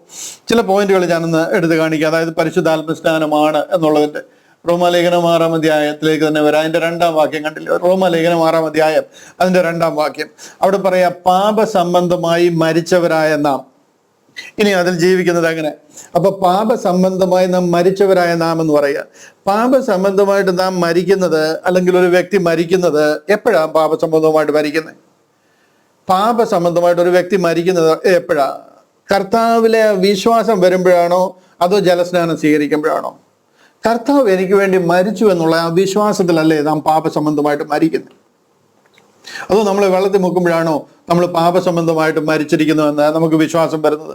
ഇത് ചോദിക്കുന്നുണ്ട്. പാപസംബന്ധമായി മരിച്ചവരായ നാം എപ്പോഴാണ് നമ്മൾ പാപസംബന്ധമായിട്ട് മരിക്കുന്നത്? ഈ റെഫറൻസുകളൊക്കെ ഒത്തിരി എടുത്ത് കാണിക്കുന്നതിൽ നിങ്ങളെ മനസ്സിലാക്കാൻ വേണ്ടിയിട്ട് വേറെ വഴിയിൽ, അതുകൊണ്ടാണ് ഞാനിതെല്ലാം വീണ്ടും എടുത്ത് കാണിക്കുന്നത്. ഈ 13-ാമത്തെ വാക്യം, എഫേസ്യ ലേഖനം 1-ാം അധ്യായത്തിന്റെ 13-ാം വാക്യം, അവനിൽ നിങ്ങൾക്കും നിങ്ങളുടെ രക്ഷയെക്കുറിച്ചുള്ള സുവിശേഷം എന്ന സത്യവചനം നിങ്ങൾ കേൾക്കുകയും അവനിൽ വിശ്വസിക്കുകയും ചെയ്തിട്ട്. ഇത് കണ്ടോ, ഇപ്പോഴാണ് നമ്മൾ രക്ഷിക്കപ്പെടുന്നത്. ഇത് രക്ഷിക്കപ്പെടുന്നത് വെള്ളത്തിൽ മുക്കുമ്പോഴല്ല. അപ്പോൾ പഠിപ്പിക്കുന്നുണ്ട് എഫേസ്യ ലേഖനം 1:13, നിങ്ങളുടെ രക്ഷയെക്കുറിച്ചുള്ള സുവിശേഷം. അതെന്തുവാ? ക്രിസ്തു നമ്മുടെ പാവങ്ങൾക്ക് വേണ്ടി തിരുവെഴുത്തുകളും പ്രകാരം മരിച്ചു എന്നുള്ളതാണ്. ആ നിങ്ങളുടെ രക്ഷയെക്കുറിച്ചുള്ള സുവിശേഷം എന്ന സത്യവചനം നിങ്ങൾ കേൾക്കുകയും അവനിൽ വിശ്വസിക്കുകയും ചെയ്യുമ്പോഴാണ് നമുക്ക് രക്ഷ ഉണ്ടാവുന്നതെന്ന് പൗലോസ് അപ്പോസ്തലൻ നമ്മളെ പഠിപ്പിച്ചിരിക്കുക. അതുകൊണ്ട് അപ്പോൾ ചോദിക്കുന്നത് 6:2 ചോദിക്കുന്നത്, 6-ാം അധ്യായം 2-ാം ഭാഗത്തിൽ ചോദിക്കുന്നത്, പാപസംബന്ധമായി മരിച്ചവരായ നാം എപ്പോഴാ പാപസംബന്ധമായിട്ട് മരിക്കുന്നത്? വെള്ളത്തിൽ മുങ്ങുമ്പോഴാ? പാപസംബന്ധമായിട്ട് മരിക്കുന്നത് നമ്മളിതിലെ വിശ്വാസത്തിൽ ആഴമായിട്ട് വിശ്വസിക്കുമ്പോഴാണ്. അതാ എല്ലാ ലേഖനങ്ങളിലും നിങ്ങൾ വിശ്വാസത്താൽ രക്ഷിക്കപ്പെടുക. പാപത്തിന്റെ ബോധമുണ്ടായിട്ട് നമ്മൾ വിശ്വാസത്താൽ നീതീകരിക്കപ്പെടുക. അതിന്റെ 2-ാമത്തെ വാക്യം, 6-ാം അധ്യായത്തിന്റെ 3-ാമത്തെ വാക്യം കണ്ടില്ല? അവിടെ പറയാണ്, അല്ല യേശുക്രിസ്തുവിനോട് ചേരുവാൻ സ്നാനമേറ്റിരിക്കുന്ന നാം എല്ലാവരും അവന്റെ മരണത്തിൽ പങ്കാളികളാകുവാൻ സ്നാനമേറ്റിരിക്കുന്നു. അവന്റെ മരണത്തിൽ പങ്കാളികളാകുവാൻ സ്നാനമേറ്റിരിക്കുന്നു. എപ്പോഴാ കർത്താവിന്റെ മരണത്തിൽ നമ്മൾ പങ്കാളികളാകുന്നത്? കർത്താവ് നമുക്ക് വേണ്ടി മരിച്ചു, നമ്മുടെ പാപങ്ങൾക്ക് വേണ്ടി അവൻ മരിച്ചു. എനിക്ക് പകരമായിട്ട് എൻ്റെ മരണം അവൻ ഏറ്റെടുത്തിരിക്കുന്നു. ആ വിശ്വാസത്തിൽ നാം കർത്താവിനോടുകൂടി ഒന്നായി തീരുക. അവിടെയാണ് അവന്റെ മരണത്തിൽ നാം പങ്കാളികളായി തീരുന്നത്. അല്ല, നമ്മൾ വെള്ളത്തിൽ മുക്കുമ്പോഴല്ല നാം അവന്റെ മരണത്തിൽ പങ്കാളികളാകുന്നത്. 4-ാം വാക്യം നോക്കിയാൽ, ജീവന്റെ പുതുക്കത്തിൽ നടക്കേണ്ടതിന്. 4-ാം വാക്യം നോക്കിയാൽ അവിടെ അതിന്റെ താഴത്തെ, അങ്ങനെ നാം അവന്റെ മരണത്തിൽ പങ്കാളിയായി തീർന്ന സ്ഥാനത്താൽ അവനോടുകൂടെ കുഴിച്ചിടപ്പെട്ടു. ക്രിസ്തു മരിച്ചിട്ട് പിതാവിന്റെ മഹിമയാൽ ജീവിച്ചെഴുന്നേറ്റ പോലെ നാമും ജീവന്റെ പുതുക്കത്തിൽ നടക്കേണ്ടതെന്ന്. എപ്പോഴാണ് നമ്മൾ ജീവന്റെ പുതുക്കത്തിൽ നടക്കുന്നത്? സ്നാനം കഴിഞ്ഞ് വെള്ളത്തിൽ നിന്ന് കയറി വന്നതിന് ശേഷമാണ്. നമുക്ക് ഈ വിശ്വാസം വന്നപ്പോഴല്ലേ നമ്മൾ ജീവന്റെ പുതുക്കത്തിൽ നടക്കുന്നത്. ഈ ജീവന്റെ പുതുക്കത്തിൽ നടക്കുന്നത് യേശു ക്രിസ്തു നമ്മുടെ പാപങ്ങൾക്ക് വേണ്ടി മരിച്ചു, എൻ്റെ പാപം അവന്റെ തോളിലേറ്റി എനിക്ക് പകരമായിട്ട് കർത്താവ് യാഗമായിരിക്കുന്നുള്ള വിശ്വാസത്തിലാണ്. അല്ലാതെ നമ്മളെ വെള്ളത്തിൽ മുക്കുന്ന ഒരു സിംബോളിക്കായിട്ട് വെള്ളത്തിൽ മുക്കുമ്പോഴല്ല നമുക്ക് ഈ വിശ്വാസം നമ്മൾ ജീവന്റെ പുതുക്കത്തിൽ നടക്കുന്നത്. 5-ാം അധ്യായം കണ്ടില്ല, ഈ അധ്യായം മുഴുവൻ ഇതാ പറയുന്നത്. അവന്റെ മരണത്തോട് സാദൃശ്യത്തിൽ, ഇത് കണ്ടോ, അവന്റെ മരണത്തിന്റെ സാദൃശ്യത്തോട് നാം ഏകീഭവിക്കുന്നുവെങ്കിൽ, അവന്റെ മരണത്തോട് നമ്മൾ ഏകീഭവിക്കുന്ന എപ്പോഴാ? കർത്താവിന്റെ മരണത്തോട് നമ്മൾ ഏകീഭവിക്കുന്ന എപ്പോഴാ? ക്രിസ്തു എനിക്ക് വേണ്ടി എൻ്റെ പാപത്തിന് പരിഹാരത്തിനായി എനിക്ക് വേണ്ടി മരിച്ചു എന്ന് വിശ്വസിക്കുമ്പോഴാണ് അവന്റെ മരണത്തോട് നാം ഏകീഭവിക്കുന്നത്. താഴത്തെ വാക്യമുണ്ട്, പുനരുദ്ധാനത്തോടും ഏകീഭവിക്കും. എപ്പോഴാണ് കർത്താവിന്റെ പുനരുദ്ധാനത്തോട് നമ്മൾ ഏകീഭവിക്കുന്നത്? ഹല്ലേലൂയ. നിങ്ങൾ ചിന്തിച്ചു നോക്കണം. എനിക്ക് വേണ്ടി തന്നെത്താൻ ഏൽപ്പിച്ചു കൊടുത്ത ദൈവപുത്രങ്കിലുള്ള വിശ്വാസത്തിലാണ് നാം പുനരുദ്ധാനത്തിന്റെ സാദൃശ്യത്തോടെ ഏകീഭവിക്കുന്നത്, അല്ലാതെ വെള്ളത്തിൽ മുക്കുമ്പോഴല്ല. 6-ാമത്തെ വാക്യം, അടുത്ത വാക്യം കാണിക്കാം. 6-ാം അധ്യായത്തിന്റെ 6-ാമത്തെ വാക്യം. അവിടെ പറയാം, നമ്മുടെ പഴയ മനുഷ്യൻ അവനോടുകൂടെ ക്രൂശിക്കപ്പെട്ടു. ഇനി നാം പാപത്തിന് അടിമപ്പെടാതെ വണ്ണം പാപ ശരീരത്തിന് നീക്കം വരേണ്ടത് നമ്മുടെ പഴയ മനുഷ്യൻ അവനോടുകൂടെ ക്രൂശിക്കപ്പെട്ടു. നമ്മുടെ പഴയ മനുഷ്യൻ അവനോടുകൂടെ ക്രൂശിക്കപ്പെട്ടു. ഇതെപ്പോഴാണ് ക്രൂശിക്കപ്പെട്ടെ?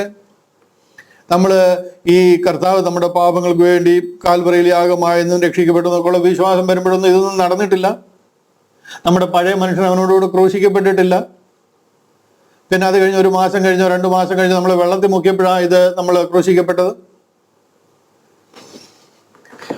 അല്പമെങ്കിലും ആത്മീക ഉത്തരവാദിത്വം ഉണ്ടെന്നുണ്ടെങ്കിൽ ഈ കാര്യങ്ങളൊക്കെ പഠിപ്പിക്കുമ്പോൾ ഒരല്പമെങ്കിലും ദൈവസ്നേഹം വെച്ചുകൊണ്ട്, 7-ാമത്തെ വാക്യം കണ്ടില്ലോ, അങ്ങനെ മരിച്ചവൻ പാപത്തിൽ നിന്ന് മോചനം പ്രാപിച്ചിരിക്കുന്നു. അങ്ങനെ മരിച്ചവൻ പാപത്തിൽ നിന്ന് മോചനം പ്രാപിച്ചിരിക്കുന്നു. ഇതെപ്പോഴാ പാപത്തിൽ നിന്ന് മോചനം പ്രാപിച്ചത്? വിശ്വസിച്ചപ്പോഴാണോ അതോ വെള്ളത്തിൽ മുക്കിയപ്പോഴാണോ? സ്നാനം സ്വീകരിച്ചപ്പോഴാണോ? ഞാൻ ഇതൊക്കെ വിശ്വസിക്കുന്നവരോട് പറയാനുള്ളത്, എൻ്റെ പ്രിയ സഹോദരങ്ങളെ, കാഹളം ധ്വനിക്കാറായി. നിങ്ങൾ കൈവിടപ്പെട്ടു പോകാതിരിക്കാനുള്ള അവസാനത്തെ അവസരമായിട്ട് ഇതിനെ കാണുക. ഹല്ലേലൂയ. മർക്കട മുഷ്ടി വിട്ടിട്ട് സത്യം എന്താണെന്ന് മനസ്സിലാക്കി ജനത്തെ സത്യം പഠിപ്പിക്കുവാനായിട്ട്. സ്നാനത്തെക്കുറിച്ചുള്ള എൻ്റെ ഒരു വീഡിയോയിൽ ഒരു ബ്രദർ എന്നോട് ചോദിച്ചു, ഒരു ചോദ്യമായിട്ട് വന്ന് ചോദിച്ചു. ഒത്തിരി കമന്റുകൾ, 602 കമന്റാണ് ഒരു വീഡിയോയ്ക്ക് ഇട്ട്. കമന്റ് മാത്രം 602 എണ്ണമാണ്. അപ്പൊ ഇതിന്റെ ആ ഒരു സീരിയസ്നെസ് നോക്കണേ, എത്രമാത്രം ഇതിനകത്തിൽ മുങ്ങിയിരിക്കുന്നു എന്നുള്ളത്. ഈ സ്നാനം എന്ന് പറയുന്നത്, സ്നാനം അങ്ങനെ ഞങ്ങൾക്ക് വലിയ കാര്യമല്ല, ഞങ്ങളത് നമ്മുടെ എന്താ പറയുന്നത്, എക്സ്പ്രഷൻ ഓഫ് ഫെയ്ത്ത് കാണിക്കാൻ വേണ്ടിയിട്ടാണെന്നാ പറയുന്നത്. ഒരു വീഡിയോ ചെയ്ത് 602 കമന്റ് അതിന് വന്നേക്കുന്നത്. എത്രമാത്രം അതിനകത്തിൽ മുങ്ങിയിരിക്കുന്നു. ആ സ്നാനപ്പെട്ടിട്ടില്ലെങ്കിൽ നിത്യ നരകത്തിൽ പോകുന്നതാണ് അതിനകത്തിലെ 3/4 കമന്റുകൾ എഴുതിയിരിക്കുന്നത്. അപ്പൊ രക്ഷിക്കപ്പെടാനുള്ള മാർഗമായി വെള്ളത്തിൽ മുങ്ങുന്നതായിട്ട് അതിനെ കണ്ടിരിക്കുന്നത്. ഒരു ബ്രദറിനോട് ചോദിച്ചത്, ബ്രദറെ, ചത്ത് നാറ്റം വെച്ചതിനെ കുഴിച്ചിടണ്ടേ എന്ന് ചോദിച്ചു. ചത്ത് നാറ്റം വെച്ചതിനെ കുഴിച്ചിടണ്ടേ? ആ കുഴിച്ചിടുന്നതാണ് സ്നാനമെന്ന്. ഞാൻ ആ ബ്രദറിനോട് ചോദിച്ചു, ഈ ചത്ത് നാറിയത് ആണോ നിങ്ങൾ കുഴിച്ചിടുന്നത്? നിങ്ങൾ ഒരു മനുഷ്യൻ രക്ഷിക്കപ്പെട്ടു, ഞാൻ കർത്താവിനെ സ്വന്തം രക്ഷിതാവായി സ്വീകരിച്ചിരിക്കുന്നു, അവൻ എൻ്റെ പാപത്തിന്റെ പരിഹാരമായി കാൽവറിയിൽ മരിച്ചു എന്ന് ഞാൻ വിശ്വസിക്കുന്നു എന്ന് പള്ളിയിൽ എഴുന്നേറ്റ് സാക്ഷ്യം പറഞ്ഞപ്പം, നിങ്ങളുടെ സഭയിൽ എഴുന്നേറ്റ് സാക്ഷ്യം പറഞ്ഞപ്പോൾ നിങ്ങൾ 2-3 പേര് വിശുദ്ധ ചുംബനമൊക്കെ കൊടുത്തല്ലോ പുള്ളിക്ക്. ആ സമയത്ത് ചത്തില്ലായിരുന്നോ? അതോ അന്ന് ജീവൻ വെച്ചില്ലായിരുന്നോ? അതോ വെള്ളത്തിൽ മുക്കിയപ്പോഴാണോ ജീവൻ വെച്ചത്? ആ വിശ്വസിക്കുമ്പോഴാണ് ഒരു മനുഷ്യൻ രക്ഷിക്കപ്പെടുന്നത്, അവനിൽ ജീവൻ വെക്കുന്നത്. പിന്നെ വെള്ളത്തിൽ മുക്കുക എന്ന് പറഞ്ഞു കഴിഞ്ഞാൽ ജീവൻ വെച്ച ഒന്നിനെ വെള്ളത്തിൽ മുക്കി കൊന്നതിന് തുല്യമാണ്. നിങ്ങൾക്ക് മനസ്സിലാകുന്നുണ്ടോ ഞാൻ പറഞ്ഞത്? അവൻ വീണ്ടും ജനനം പ്രാപിച്ചു, അല്ലെങ്കിൽ ആത്മാവിൽ ജനനം പ്രാപിച്ചു എന്ന് പറഞ്ഞതിന് ശേഷം വെള്ളത്തിൽ മുക്കുന്നത് വരെയുള്ള സമയം അവൻ ജീവൻ പ്രാപിച്ചിരിക്കുക. ഓൾറെഡി മരിച്ചിരുന്ന അവൻ ജീവൻ പ്രാപിച്ചിരിക്കുക. പിന്നെ അവനെ വെള്ളത്തിൽ മുക്കി എന്ന് പറഞ്ഞു കഴിഞ്ഞാൽ ജീവൻ പ്രാപിച്ചതിനെയാ വെള്ളത്തിൽ മുക്കിയത്. ആ വെള്ളത്തിൽ മുക്കി പിന്നെ ജീവൻ വെള്ളത്തിൽ മുക്കി പിടിച്ചു കഴിഞ്ഞാൽ അവൻ ചത്തുപോവുക ചെയ്യുന്നത്. ഇനി അല്ല, വെള്ളത്തിൽ നിന്ന് പൊങ്ങി വന്നപ്പോൾ കിട്ടിയെന്ന് പറഞ്ഞു കഴിഞ്ഞാൽ വെള്ളത്തിൽ നിന്ന് എന്തോ കിട്ടിയത് മാതിരി ഇരിക്കും. കംപ്ലീറ്റ് കാര്യങ്ങളെ മനസ്സിലാകാതെ തെറ്റായിട്ട് എവിടുന്നെങ്കിലുമൊക്കെ കിട്ടിയിരിക്കുന്ന ഉപദേശത്തെ എടുത്ത് ഇങ്ങനെ പഠിപ്പിച്ചിരിക്കുന്നത് കാരണം ക്രിസ്തീയ മാർഗം മുഴുവനും പൊല്യൂട്ടഡ് ആയി പോയിരിക്കുക. സത്യവചനം എന്താണെന്ന് അറിയാതെ പോയിരിക്കുക. ഞാനൊരു കാര്യം കൂടെ പറഞ്ഞ് 7:30 ആയി.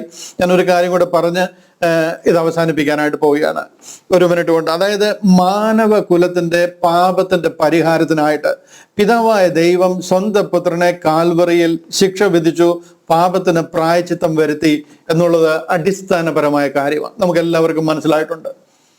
ഞാൻ ഈ വാക്യം ഒന്നൊന്ന് മാറ്റിയിട്ട്, അതായത് മാനവകുലത്തിന്റെ പാപത്തിന്റെ പരിഹാരത്തിനായിട്ട് പിതാവായ ദൈവം സ്വന്തം പുത്രനെ കാൽവറിയിൽ അതിന് പകരമായിട്ട് ശിക്ഷ വിധിച്ചു. ആ പാപത്തിന് പ്രായശ്ചിത്തം വരുത്തി. ആ പാപം അതോടുകൂടെ തീർന്നു. ദൈവത്തിന്റെ നീതി പൂർണ്ണമായി. പാപത്തിന് പ്രായശ്ചിത്തം ആയി കഴിഞ്ഞു. ആദാം ചെയ്ത ആ പാപത്തിന് പ്രായശ്ചിത്തമായി കഴിഞ്ഞു. മനുഷ്യൻ ആ മറുവില യാഗത്തിലെ വിശ്വാസത്താൽ നീതീകരിക്കപ്പെടുക. ഇന്ന് ഏത് മനുഷ്യനും നീതീകരിക്കപ്പെടുവാൻ തക്കവണ്ണം ദൈവം ആ ഒരു വിശ്വാസ മാർഗം നമുക്ക് വേണ്ടി തുറന്നിരിക്കുക. വിശ്വാസത്താൽ കർത്താവിന്റെ ആ മരണം തൻ്റെ മരണമായി കണക്കാക്കപ്പെടുന്ന ഒരാൾക്ക് അതിലൂടെ നാം രക്ഷിക്കപ്പെടുക. അതിനാണ് ഇമ്പ്യൂട്ടഡ് റൈച്ചസ്നെസ് എന്ന് പറയുന്നത്. ആ നീതിയായിട്ട് കണക്കിടപ്പെടുക.